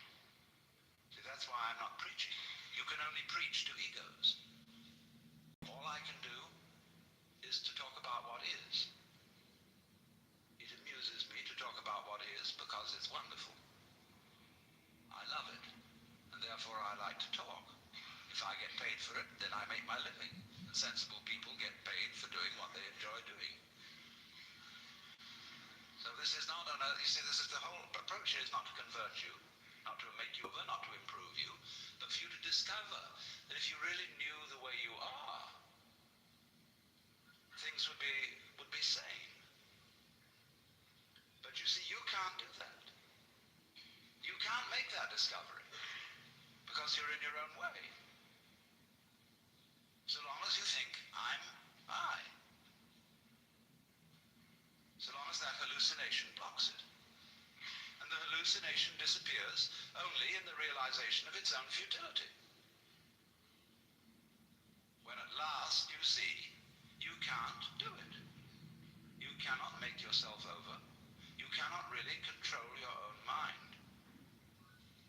See, when we try to control the mind, a lot of yoga teachers try to get you to control your own mind, mainly to prove to you that you can't do it. There's nothing, a fool who persists in his folly will become wise. So what they do is they speed up the folly. And so you get concentrating. And you can have a certain amount of superficial and initial success by a process commonly called self-hypnosis. And you can think you're making progress. And a good teacher will let you go along that way for a while until he really throws you with one. Why are you concentrating?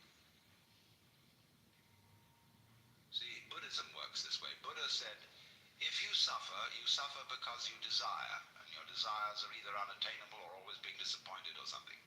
So cut out desire. So those disciples went away and they stamped on desire, jumped on desire, cut the throat of desire, threw out desire, but then they came back and Buddha said, but you're still desiring not to desire. They wanted how to get rid of that. So when you see that that's nonsense, there naturally comes over you a quietness.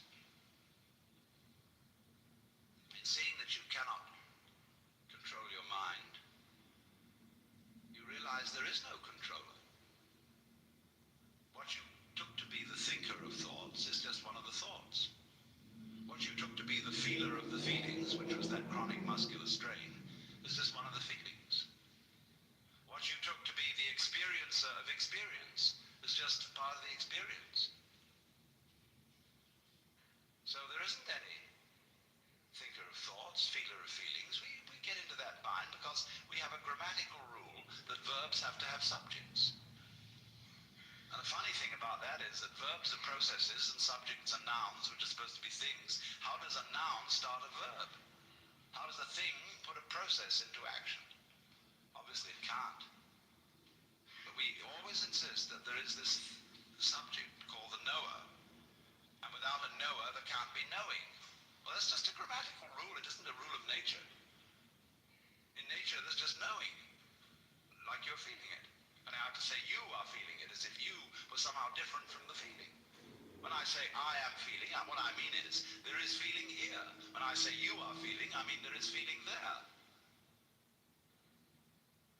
I have to say even there is feeling. What a cumbersome language we have. Chinese is easier. You don't have to put all that in. Or you can say things twice as fast in Chinese as you can in any other language. Well, anyway, when you come to see that you can do nothing, that the play of thought, of feeling, etc. just goes on by itself as a happening, then you are in a state which we will call meditation. And slowly, without being pushed, your thoughts will come to silence. That is to say, all the verbal, symbolic chatter going on in the skull. Don't try and get rid of it, because that will again produce the illusion that there's a controller. Just, it goes on, it goes on, it goes on, and finally it gets tired of itself and bored and stops. And so then there's a silence. And this is a deeper level of meditation. And in that silence, you suddenly begin to see the world as it is. And you don't see any past, and you don't see any future. You don't see any difference between yourself and the rest of it. That's just an idea. You can't put your hand on the difference between myself and you. You know, you can't blow it, you can't bounce it, you can't pull it. It's just an idea. You can't find any material body, because material body is an idea. So is spiritual body. It's somebody's philosophical notions. See, reality isn't material. That's an idea. Reality isn't spiritual. That's an idea. Reality is.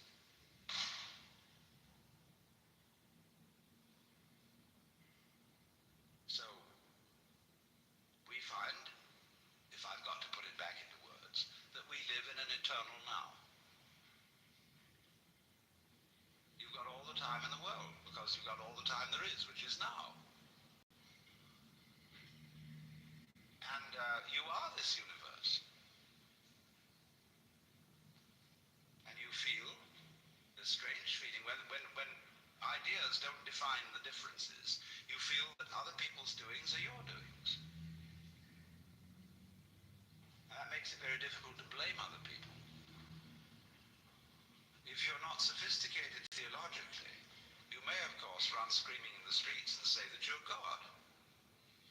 In a way, that's what happened to Jesus, because he wasn't sophisticated theologically. He only had Old Testament biblical theology behind him. If he'd had Hindu theology, he could have put it more subtly. But it was only that rather primitive theology of the Old Testament. And that was a conception of God as a monarchical boss. And you can't go around and say, I'm the boss's son.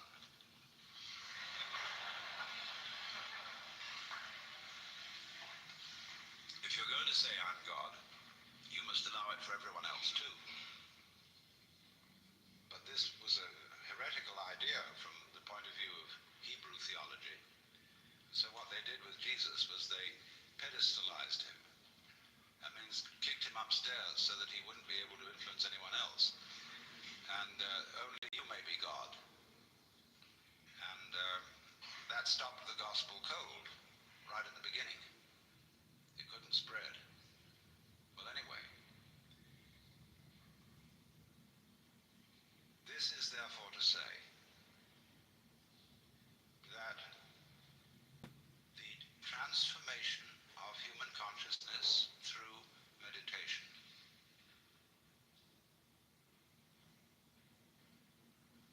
is frustrated. So long as we think of it in terms of something that I myself can bring about by some kind of wangle, by some sort of gimmick. Because you see, that leads to endless games of spiritual one-upmanship and of guru competitions. Of my guru is more effective than your guru. My yoga's faster than your yoga. I'm more aware of myself than you are. I'm humbler than you are. I'm sorrier for my sins than you are. I love you more than you love me. This interminable goings on about which people fight and wonder whether they're a little bit more evolved than somebody else and so on. All that can just fall away. And then we get this strange feeling that we have never had, you see, in our lives, except occasionally by accident. Some people get a glimpse that we are no longer this poor little stranger and afraid in a world it never made, but that you are this universe, and you are creating it at every moment, because you see it starts now. It didn't begin in the past. There was no past. See, if the universe began in the past, when that happened, it was now. See, well, it's still now. And the universe is still beginning now, and it's trailing off like the wake of a ship from now. In that wake of the ship fades out, so does the past. You can look back there to explain things, but the explanation disappears. You'll never find it there. Things are not explained by the past. They're explained by what happens now. That creates the past, and it begins here. That's the birth of responsibility. Because otherwise, you can always look over your shoulder and say, well, I'm the way I am because my mother dropped me. And she dropped me because she was neurotic because her mother dropped her. Now away we go back to Adam and Eve or to a disappearing monkey or something. We never get at it.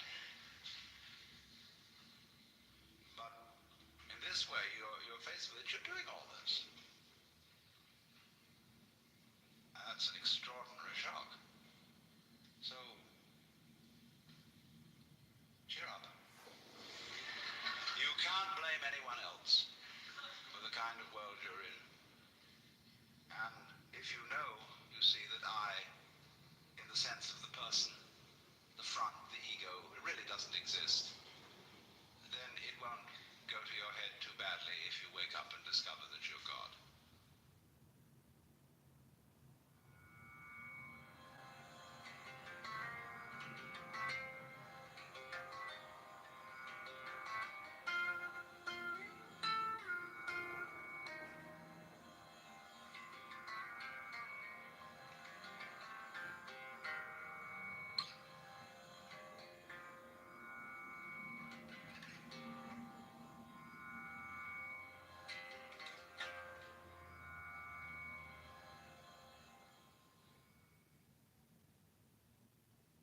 This audio program is presented by Audible.com. Audible. Audio that speaks to you wherever you are. This audio program is presented by Audible.com. Audible. Audio that speaks to you wherever you are.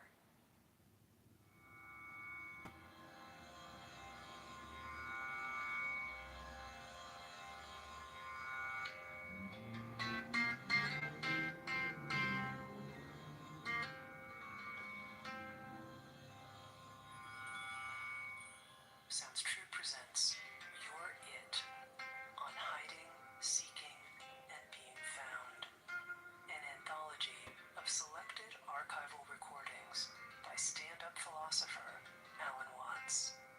We begin our program with Session 1 on Spiritual Authority with Alan Watts.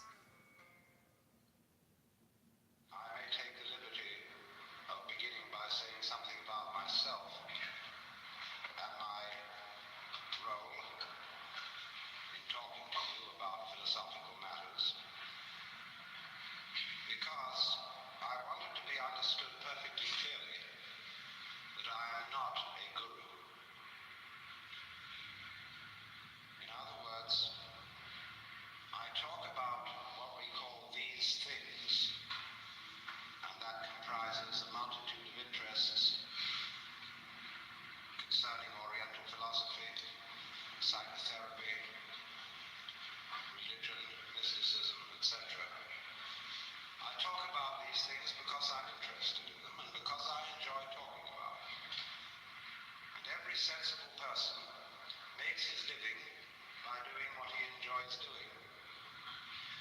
explains me.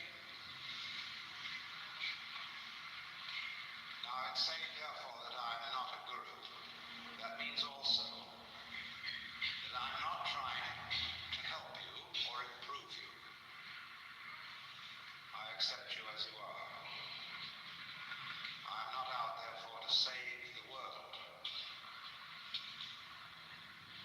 Of course, when a stream, a bubbling spring, flows out from the mountains, it's doing its thing. And if a thirsty traveler helps himself, well, that's fine. When a bird sings, it doesn't sing for the advancement of music. But if somebody stops to listen and is delighted, that's fine. And so I talk in the same spirit. I don't have a group of followers. I'm not trying to make disciples. Because I work on the principle of a physician rather than a clergyman. A physician is always trying to get rid of his patients and send them away healthy to stand on their own feet. Whereas a clergyman is trying to get them as members of a religious organization so that they will continue to pay their pledges, pay off the mortgage on an expensive building, and generally belong to the church, boost its membership, and thereby prove by sheer weight of numbers the veracity of its tenets. And my objective is really to get rid of you, so that you won't need me or any other teacher. I'm afraid some of my colleagues would not approve of that attitude, because it is widely believed and said that in order to advance in the spiritual life, whatever that is, it is essential that you have a guru, and that you accord to that guru perfect obedience. And so I often ask the question, is it really necessary to have a guru? I can answer that only by saying, yes, it is necessary if you think so. In the same spirit as it is said that anybody who goes to a psychiatrist ought to have his head examined. Of course, there is more in that saying than meets the ear. Because if you really are sincerely concerned with yourself and are in such confusion that you feel you have to go to a psychiatrist to talk over your state, then of course you need to go. Likewise, if you are in need of someone to tell you what to do to practice meditation or to attain a state of liberation, nirvana, moksha, or whatever it may be called, and you feel that necessity very strongly, because as the poet William Blake said, the fool who persists in his folly will become wise. However, I do want to point this out. What is the source of a guru's authority? He can tell you, he can speak from experience, that he has experienced states of consciousness which have made him profoundly blissful, or understanding, or compassionate, or whatever it may be.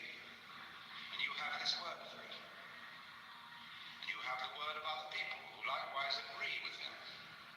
But each one of them, and you in turn, agree with him out of your own opinion and by your own judgment.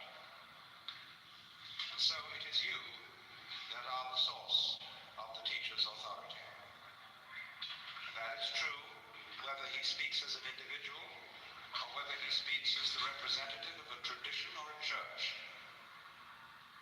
You may say that you take the Bible as your authority, or the Roman Catholic Church.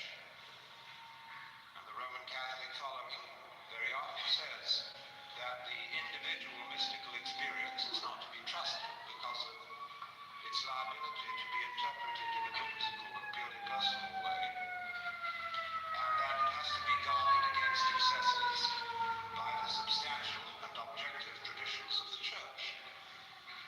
But those traditions are held to be substantial and objective only because those who follow believe it to be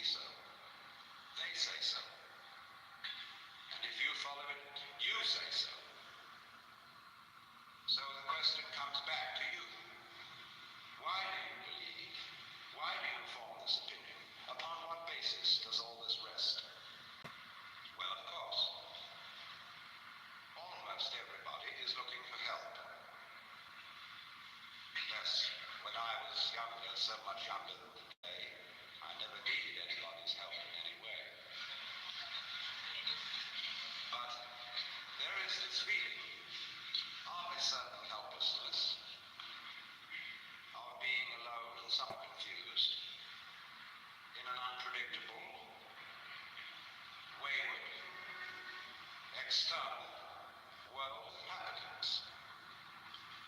And this world of happenings includes an enormous amount of suffering, tragedy. We wonder why we're here, how we got here, and in short, what to do about the capital P problem of capital L life, to which should be added death, because it seems to be certain that we're all going to die, and that death may be a painful process. Those we love are going to die, and so what about it? Is there any way in which we can become masters of the situation? Well, there are all sorts of ways of trying to escape from the human predicament of being a lonely, isolated consciousness in the midst of this enormous and wayward not-self. We can, of course, try to beat the game on a material basis by becoming very wealthy or very powerful. We may resort to all kinds of technology to get rid of our sufferings, hunger, pain, sickness, and so forth. But it will be noticed that as we succeed in these enterprises, we're not satisfied. In other words, if you feel at this moment that an increase in income would solve your problems, and you've got an increase in income, this would give you a pleasant feeling for a few weeks. But then, as you well know, if that's ever happened to you, the feeling wears off. And you may stop worrying about paying your debts, and start worrying about whether you will get sick. There is always something to worry about. And if you're very rich indeed, you've still got the anxiety about sickness and death, and also anxieties about revolution, and about whether the Internal Revenue Service will take it all away from you, or catch you for cheating on your taxes, or put you in prison for no good reason. Now, there is always this worry. And so you realize that the problem of life does not really consist in your external circumstances, because you worry whatever they are. The problem consists rather in what you call your mind. Could you, by some method, control your mind so that you won't worry? And how on earth would you do that? Well, there are those people who tell you that the best answer is to think positive thoughts, to be peaceful, to breathe slowly and hum gently, and get yourself into a peaceful state of mind by repeating affirmations such as all is light, all is God, all is good, or whatever it may be. But unfortunately, it doesn't always work, because you have a nagging suspicion in the back of your mind that you're simply hypnotizing yourself and whistling in the dark. What the Germans call a Hintergedanke, which is a thought concealed way, way back behind your intellect, but it has a gnawing persistence. What if? And so you realize that this matter of controlling the mind is no superficial undertaking, because although you may be able to smooth the ruffles of your consciousness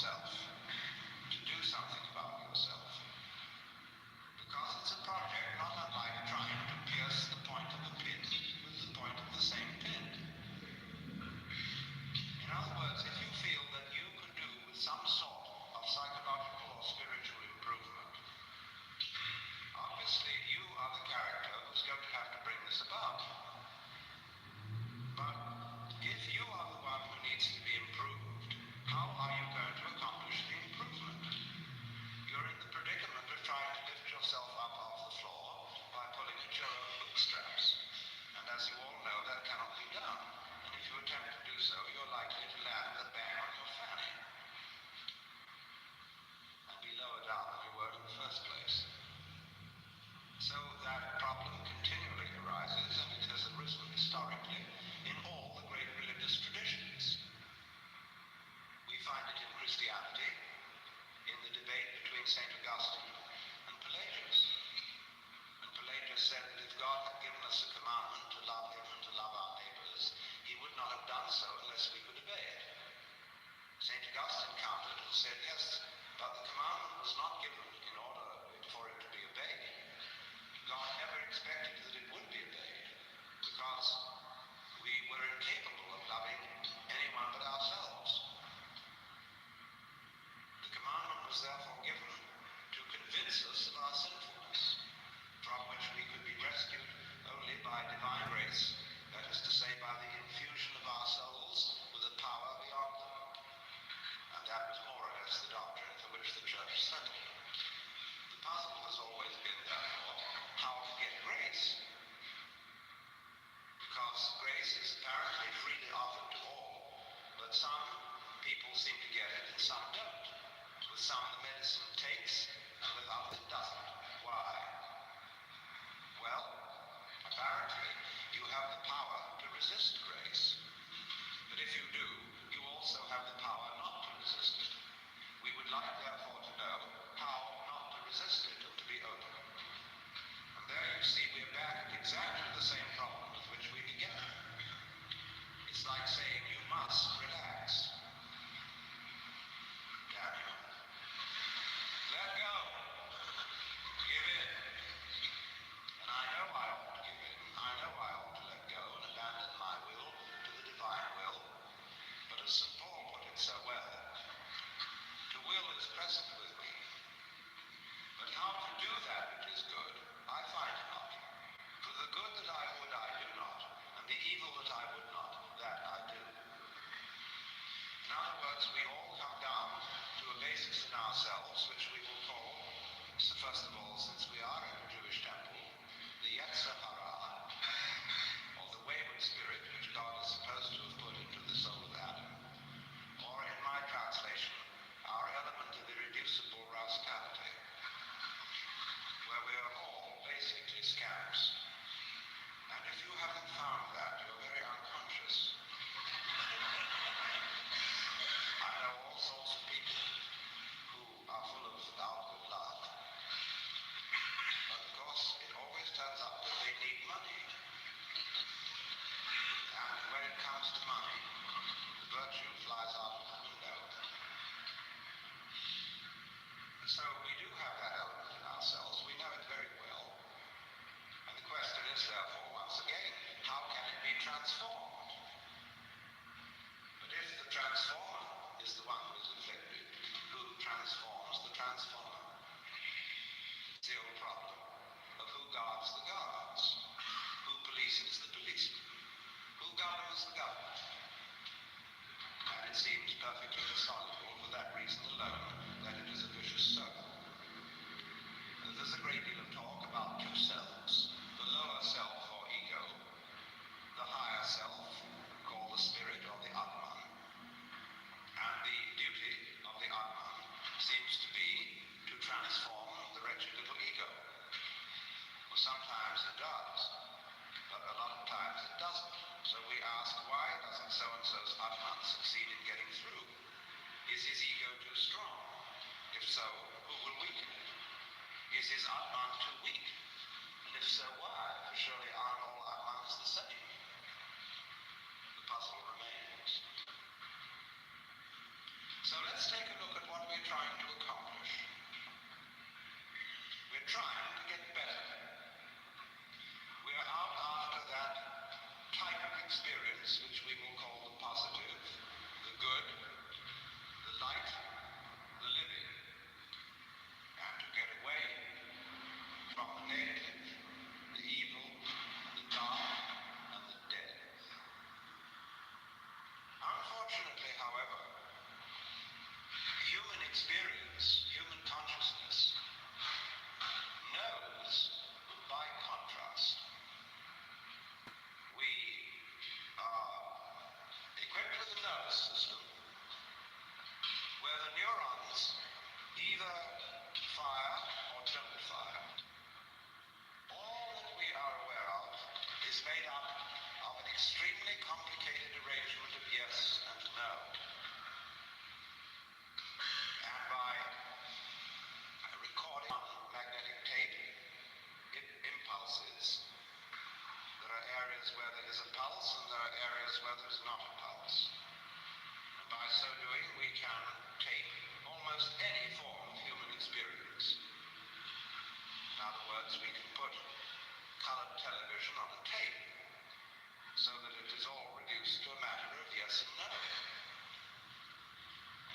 understand, of course, that that is the philosophy of the Chinese Book of Changes, the I Ching, which represents all the situations of life in terms of combinations of the yang, or positive principle, and the yin, or the negative principle.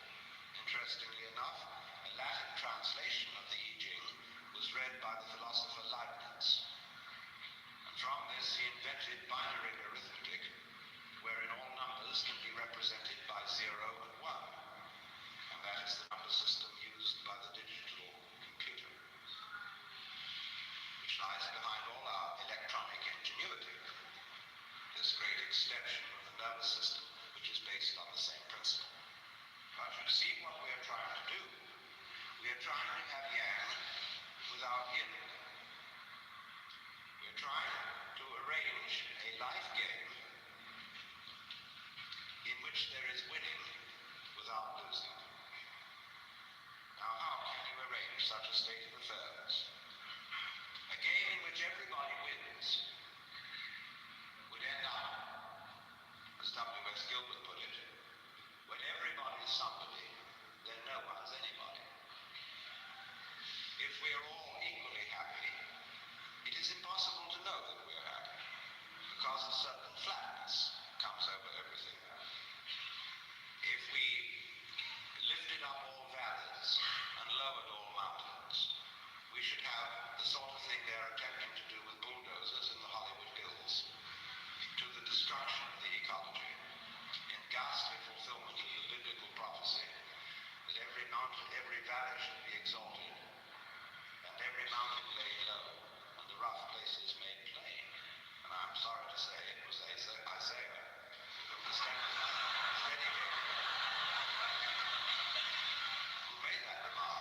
But the same Isaiah also said something that at least Christians do not often quote, which is this following sentence: I am the Lord, and there is none else.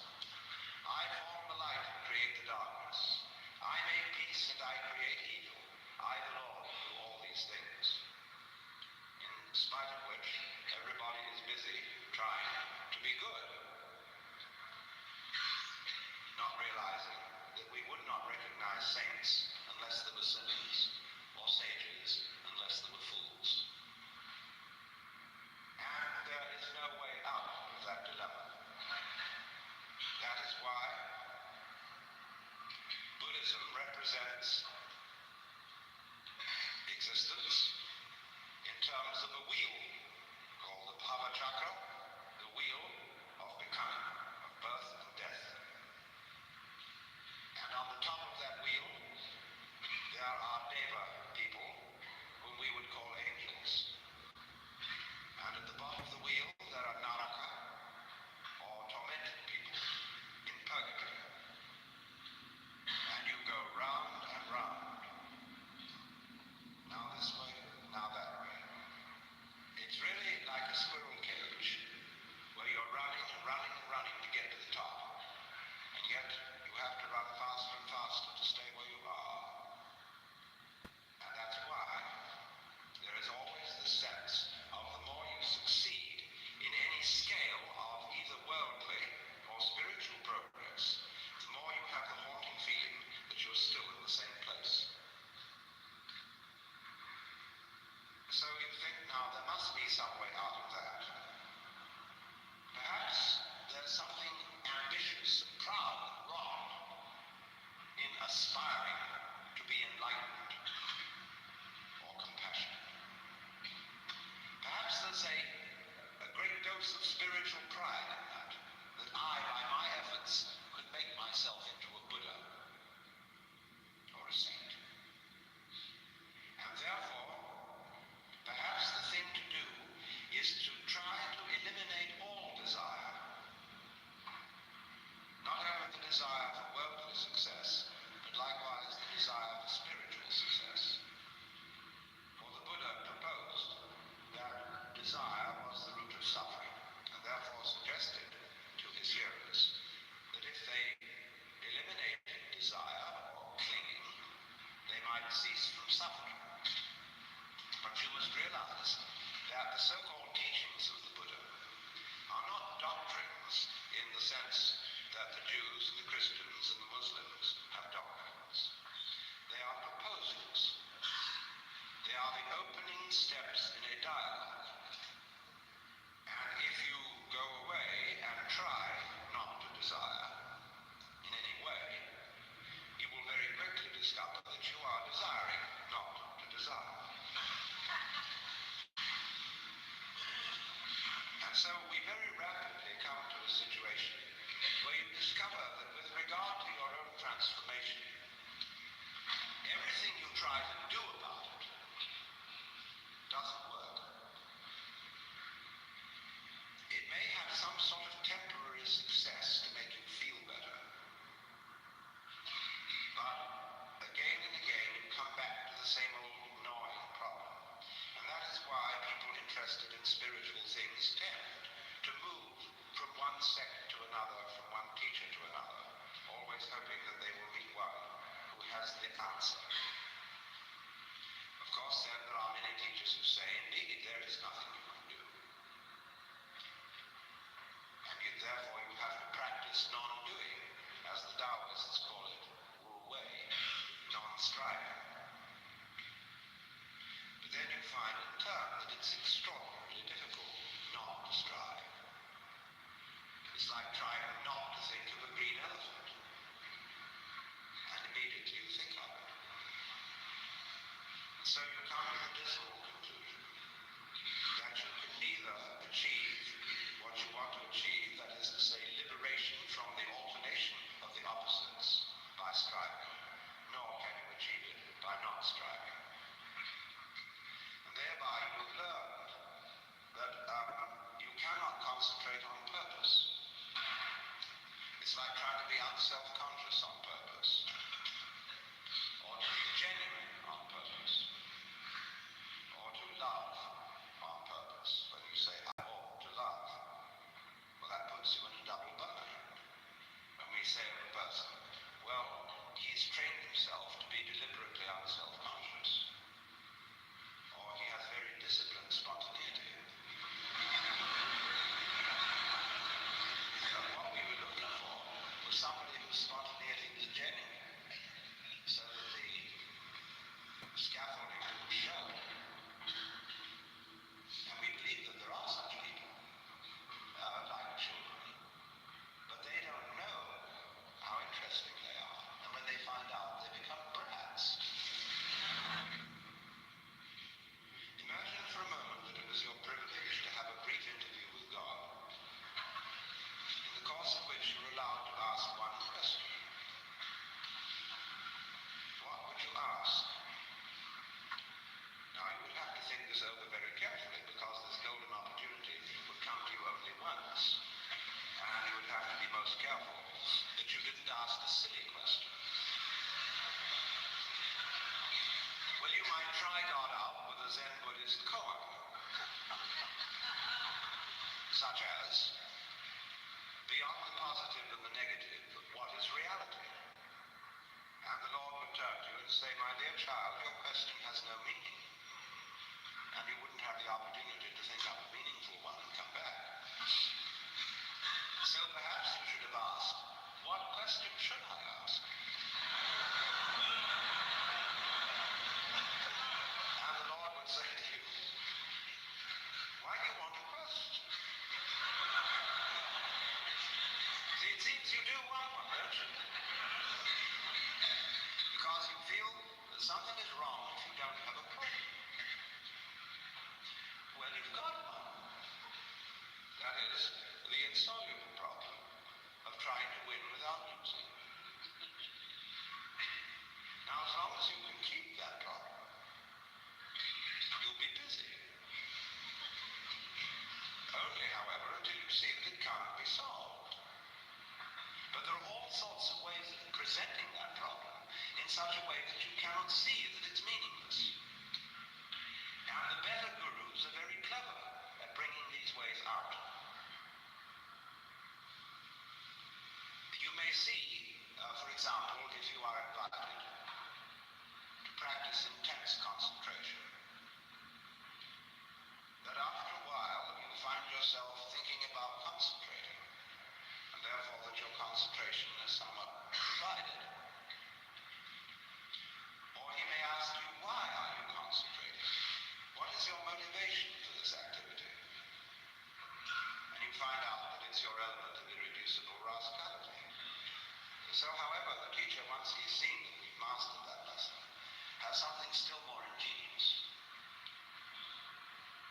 Now, you've actually made progress, because finding out that you could not really concentrate was valuable, because it began to prick the illusion of your ego.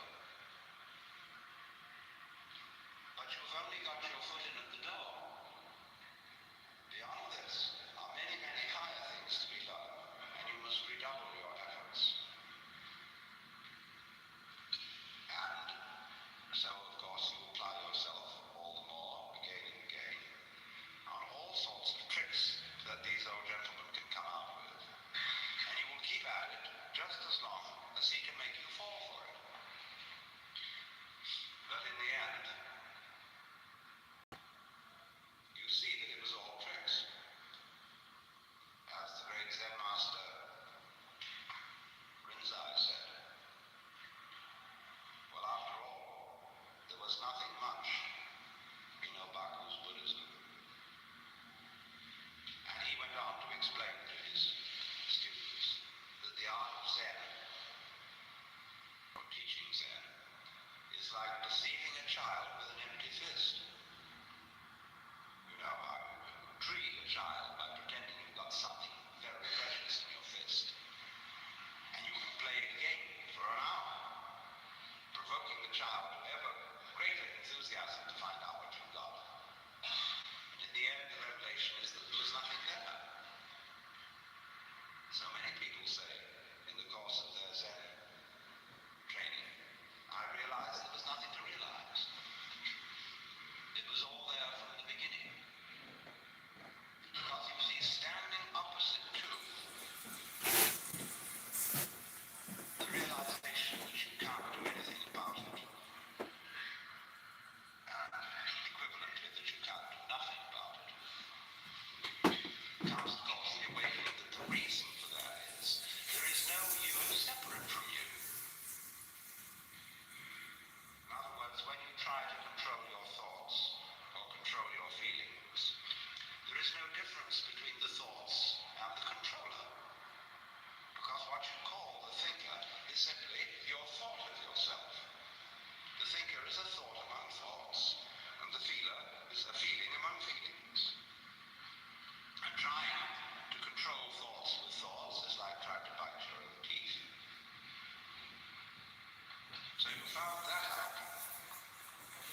But then the other side of the picture is, of course, that if you do find that out, you discover that the project of controlling yourself was unnecessary, because you were yourself a Buddha from the very beginning. That's what the Upanishads mean when they say quite simply, Tattvamasi. You're it. You, as you are.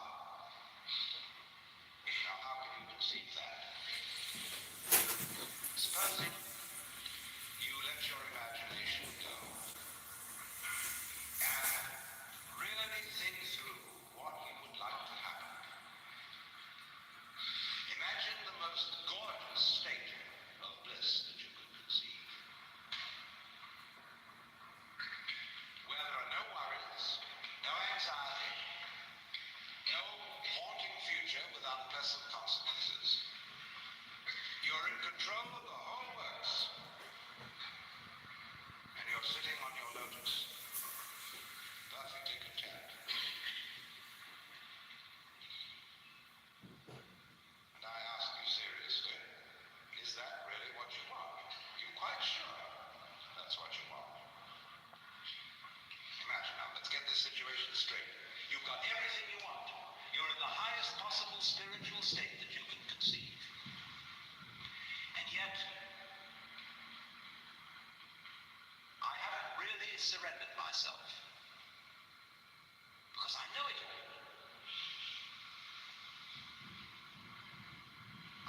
Something I don't know. So please, the surprise. You know what would happen? You would find yourself sitting here, in this building, tonight, feeling exactly the way you feel.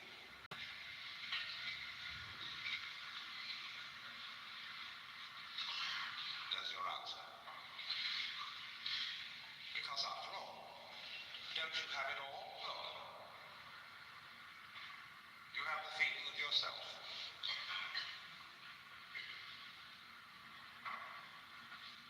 But the feeling of self depends on there being at the same time a contrast, the feeling of other. The self has a certain sensation of being in control of life to some extent through voluntary action. The will seems to have a certain freedom, and yet on the other hand, there are limits to that. And it seems in the end, life sweeps us away, and we are overwhelmed by the involuntary. And yet, the voluntary keeps popping up.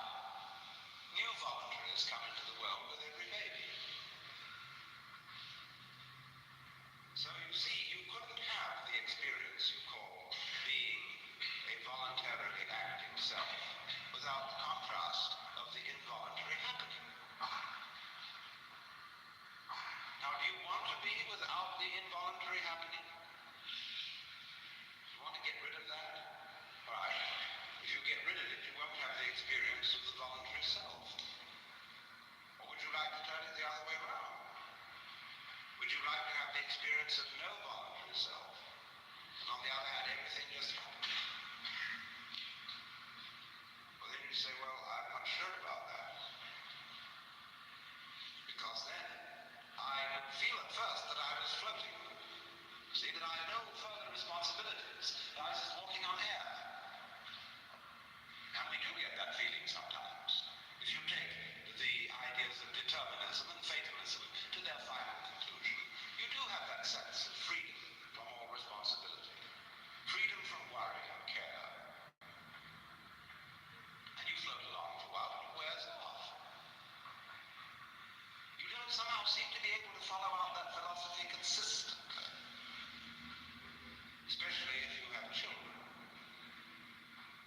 And somehow society begins to push on you to be responsible, as it pushes on children to be responsible. And so this nagging duality keeps coming back. That I cannot realize the nice irresponsible condition of involuntary behavior unless I have the contrast of the possibility of the voluntary and vice versa. And what does that mean?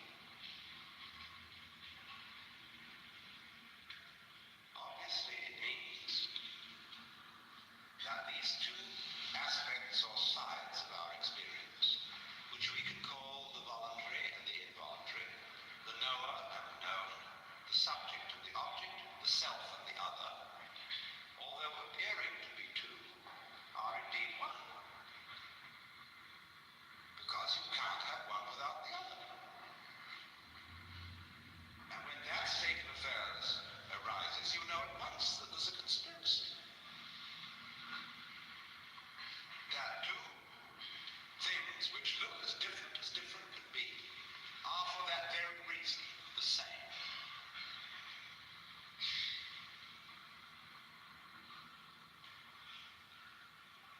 Now, you can detect even under those actions of yours, which you call voluntary movement of the muscles or of the mind, that there are processes which are not voluntary. You do not will your blood to circulate. You do not control by intention the synapses in your nervous system, and yet you would be incapable of any voluntary action unless those involuntary processes were going on. So you see these two things go together. And you begin to realize something which is rather difficult to describe. That what you call your experience is a due happening. We don't have good words for this. We have some words which have this sort of sense, like the word cleave, which means to stick together or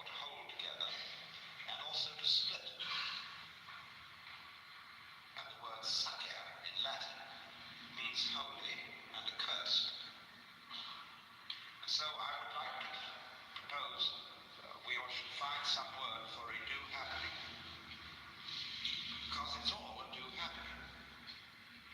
That's what Buddhists mean when they talk about karma. The word karma means action. And when something happens to you, be it good or bad, they say it is your karma. That means quite simply, it is your doing. But you say, I didn't mean to do that. No.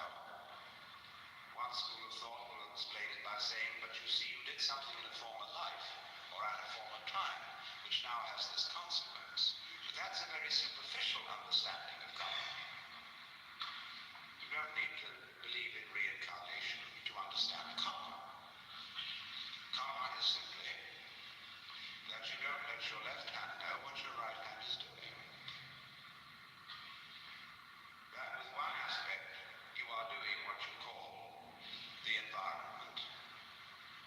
And with the other aspect, you are doing what you call the organism, the me, this living body.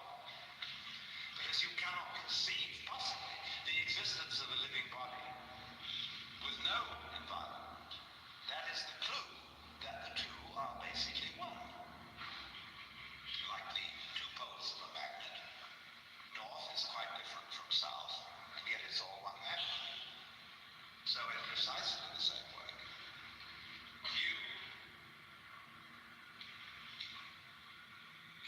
are both what you do and what happens to you. So that you have a little game in which you play that what happens to you, that you're not responsible for. That's not you, see? You're only responsible for this side of it. And then you can compete with the other side. What it's like is this. Get two knitting pins, one in each hand, and have a fencing match with yourself. And really sincerely try to stick the other hand. But that other hand must really sincerely be trying to stick the first one and also to defend itself. It's like playing chess with yourself. See? Now it won't work. You'll come to a sort of standstill. Unless you decide for your right hand that that's the one that's really going to win. Well, then you've broken the rule of the game, see? Well, that's what we do. That's what is called by both the Hindus and the Buddhists avidya, ignorance, which really better means ignorance. So what it comes down to, you see, is basically this. Just in the same way that the authority of the Guru is your authority. You did it. So the place where you are in life, where you put yourself,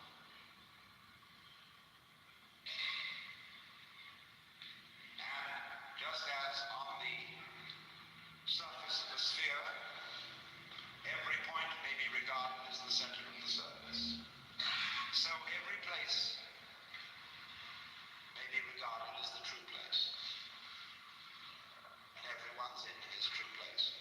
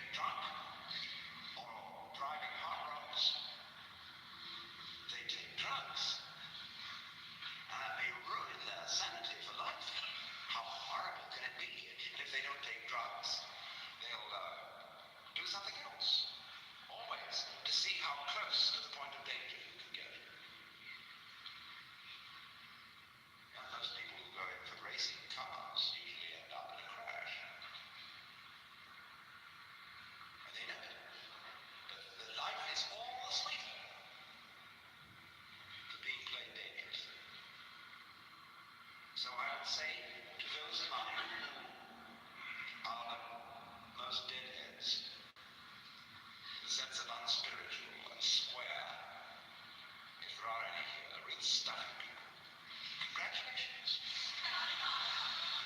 You see, you're playing a very far-out game. See, you're so lost you don't even know where you stood. That's taking a gorgeous risk. Why, because of you, we might even blow up the planet. How close are we going to get to that one? Well, just in the same way as that car racer watches the needle going up, bump, bump, bump, bump, bump. There are these people feeling more and more and more righteous. Determined that good shall prevail, watching that needle go up, it's getting hotter and hotter and hotter. And finally they go out in a blaze of glory.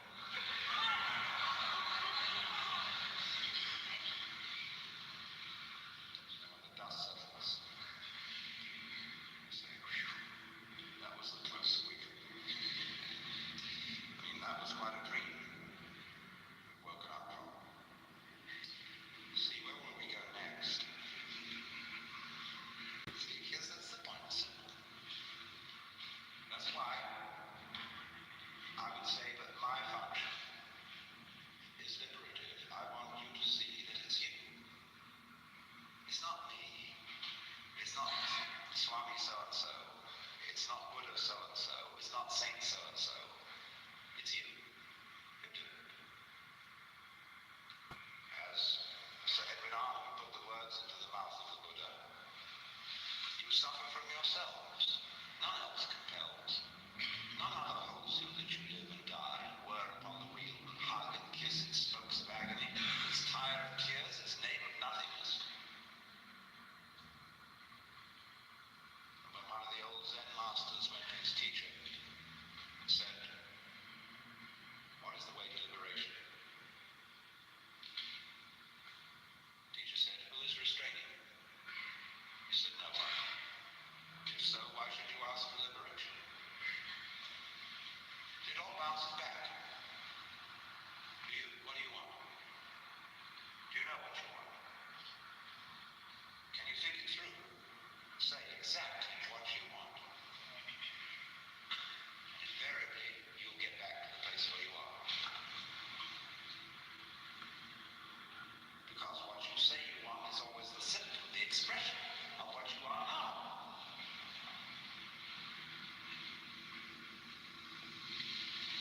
If that is the case, then it's all there because you're doing it. Why meditate? Why do anything of a so-called spiritual nature? People don't understand really what meditation is. They take it up like they take up psychotherapy or a course in weight reduction in order to be better. But if you do that, you are not practicing what is called jhana or yoga or Zen. That's not it at all. Meditation is the one human activity which has no purpose. Buddhas, who are supposed to have attained everything, are invariably shown in some sort of meditation posture. Why should they meditate anymore? Because that just happens to be the way that a Buddha sits when he sits. When he sits, he sits. When he walks, he walks. He's not going anywhere. He's just going for a walk. Because he digs it. See, to dig, the very word is not merely to appreciate, but to penetrate. To go to the heart of the matter and to penetrate the moment. To get right to the root of the moment is nowhere else than the center of you, where you are. It's where you start this whole thing. I mean, to get with yourself is to get at the moment where you begin all this questioning. Where does the question come from? Where does the desire spring from? Well, that's you. And that you is the point from which the whole universe is created. Flowing back into the past like the wake of a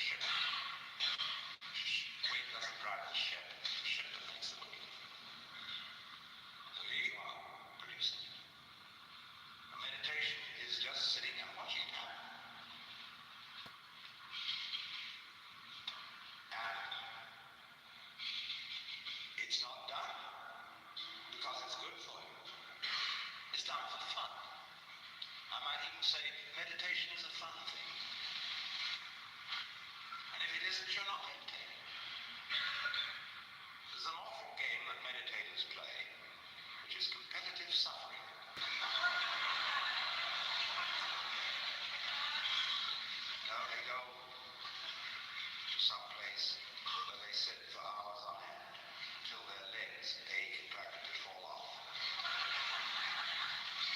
And they come back and brag about they sat through all those hours of leg aching. Now, it's very difficult to put down people who are suffering. Because after all, one has a natural sympathy for pain. But I sometimes want to say, for goodness sake, don't throw your suffering at me in that way, in that spirit. Don't brag about it. Don't one-up me by saying, well, I've suffered more than you have. People do things like that. They say to me, well, I'm more aware of my shortcomings than you are. I'm more tolerant than you are. I recognize more than you do what a rascal I am. Every kind of way, one-upping somebody else in order to play the game in which I always win.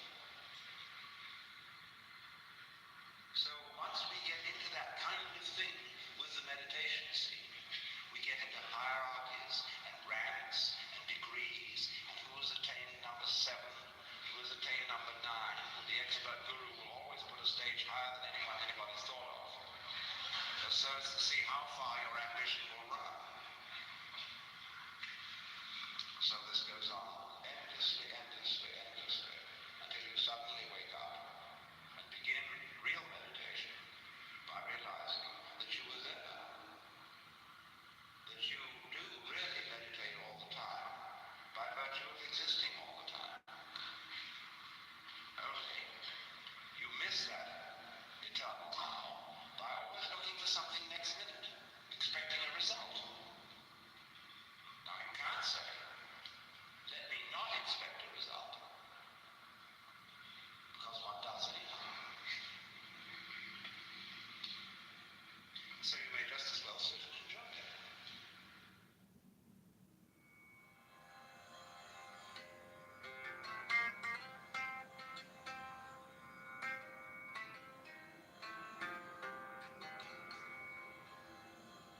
Your It continues with session 2, Mysticism and Morality.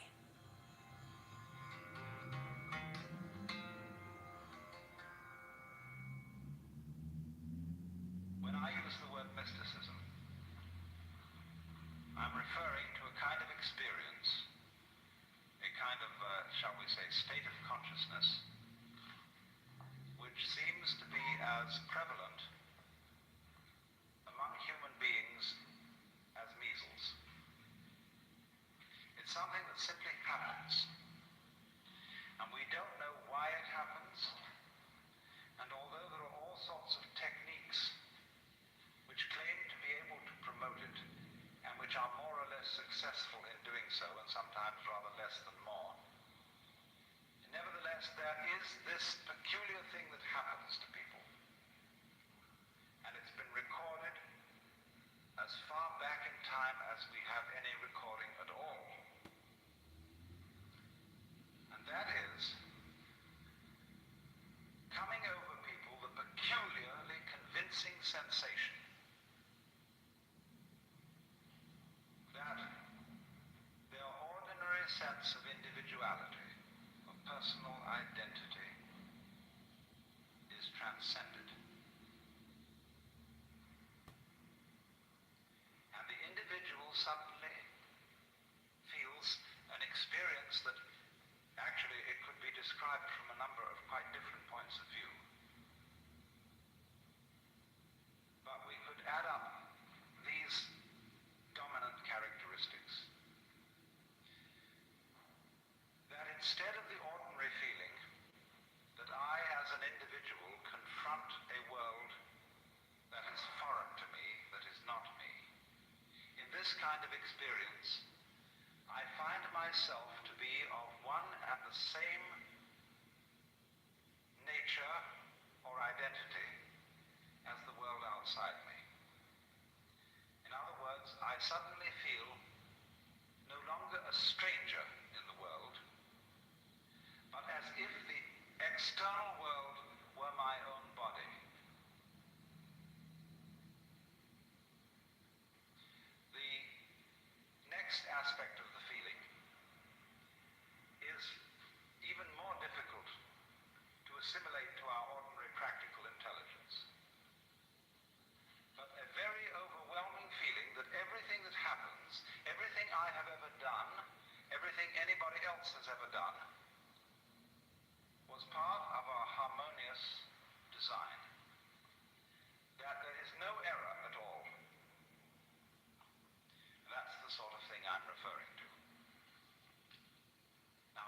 I'm not talking about a philosophy. I'm not talking about a rationalization, some sort of theory that somebody cooked up in order to explain the world and make it seem a tolerable place to live in. I'm talking about a rather whimsical, unpredictable experience that suddenly hits people. And it includes this element of feeling the total harmoniousness of everything. Now, I realize that those words can carry with them a sort of sentimental feeling, a sort of Pollyanna feeling. There are various religions in our society today which try to inculcate in you the belief that everything is a harmonious unity. You know, things like Christian Science or the Unity Movement and so on. They want to make a kind of propaganda for one to believe, and through believing to feel that everything is harmonious. Now, to my mind, that is a kind of pseudo-mysticism, because it's an attempt to make the tail wag the dog.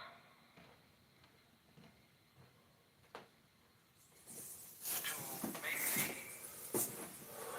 the effect produce the cause.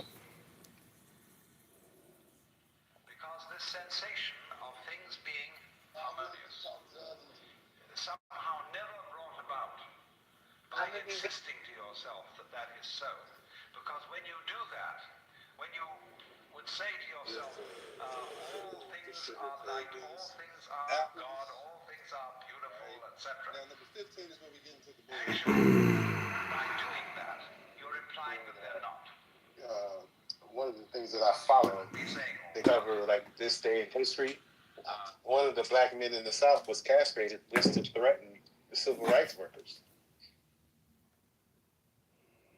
I mean, we look up the Waco horror or whatever. There's a bunch of stuff. That book, I can't think of the name of the book, but the book where they show all the lynchings.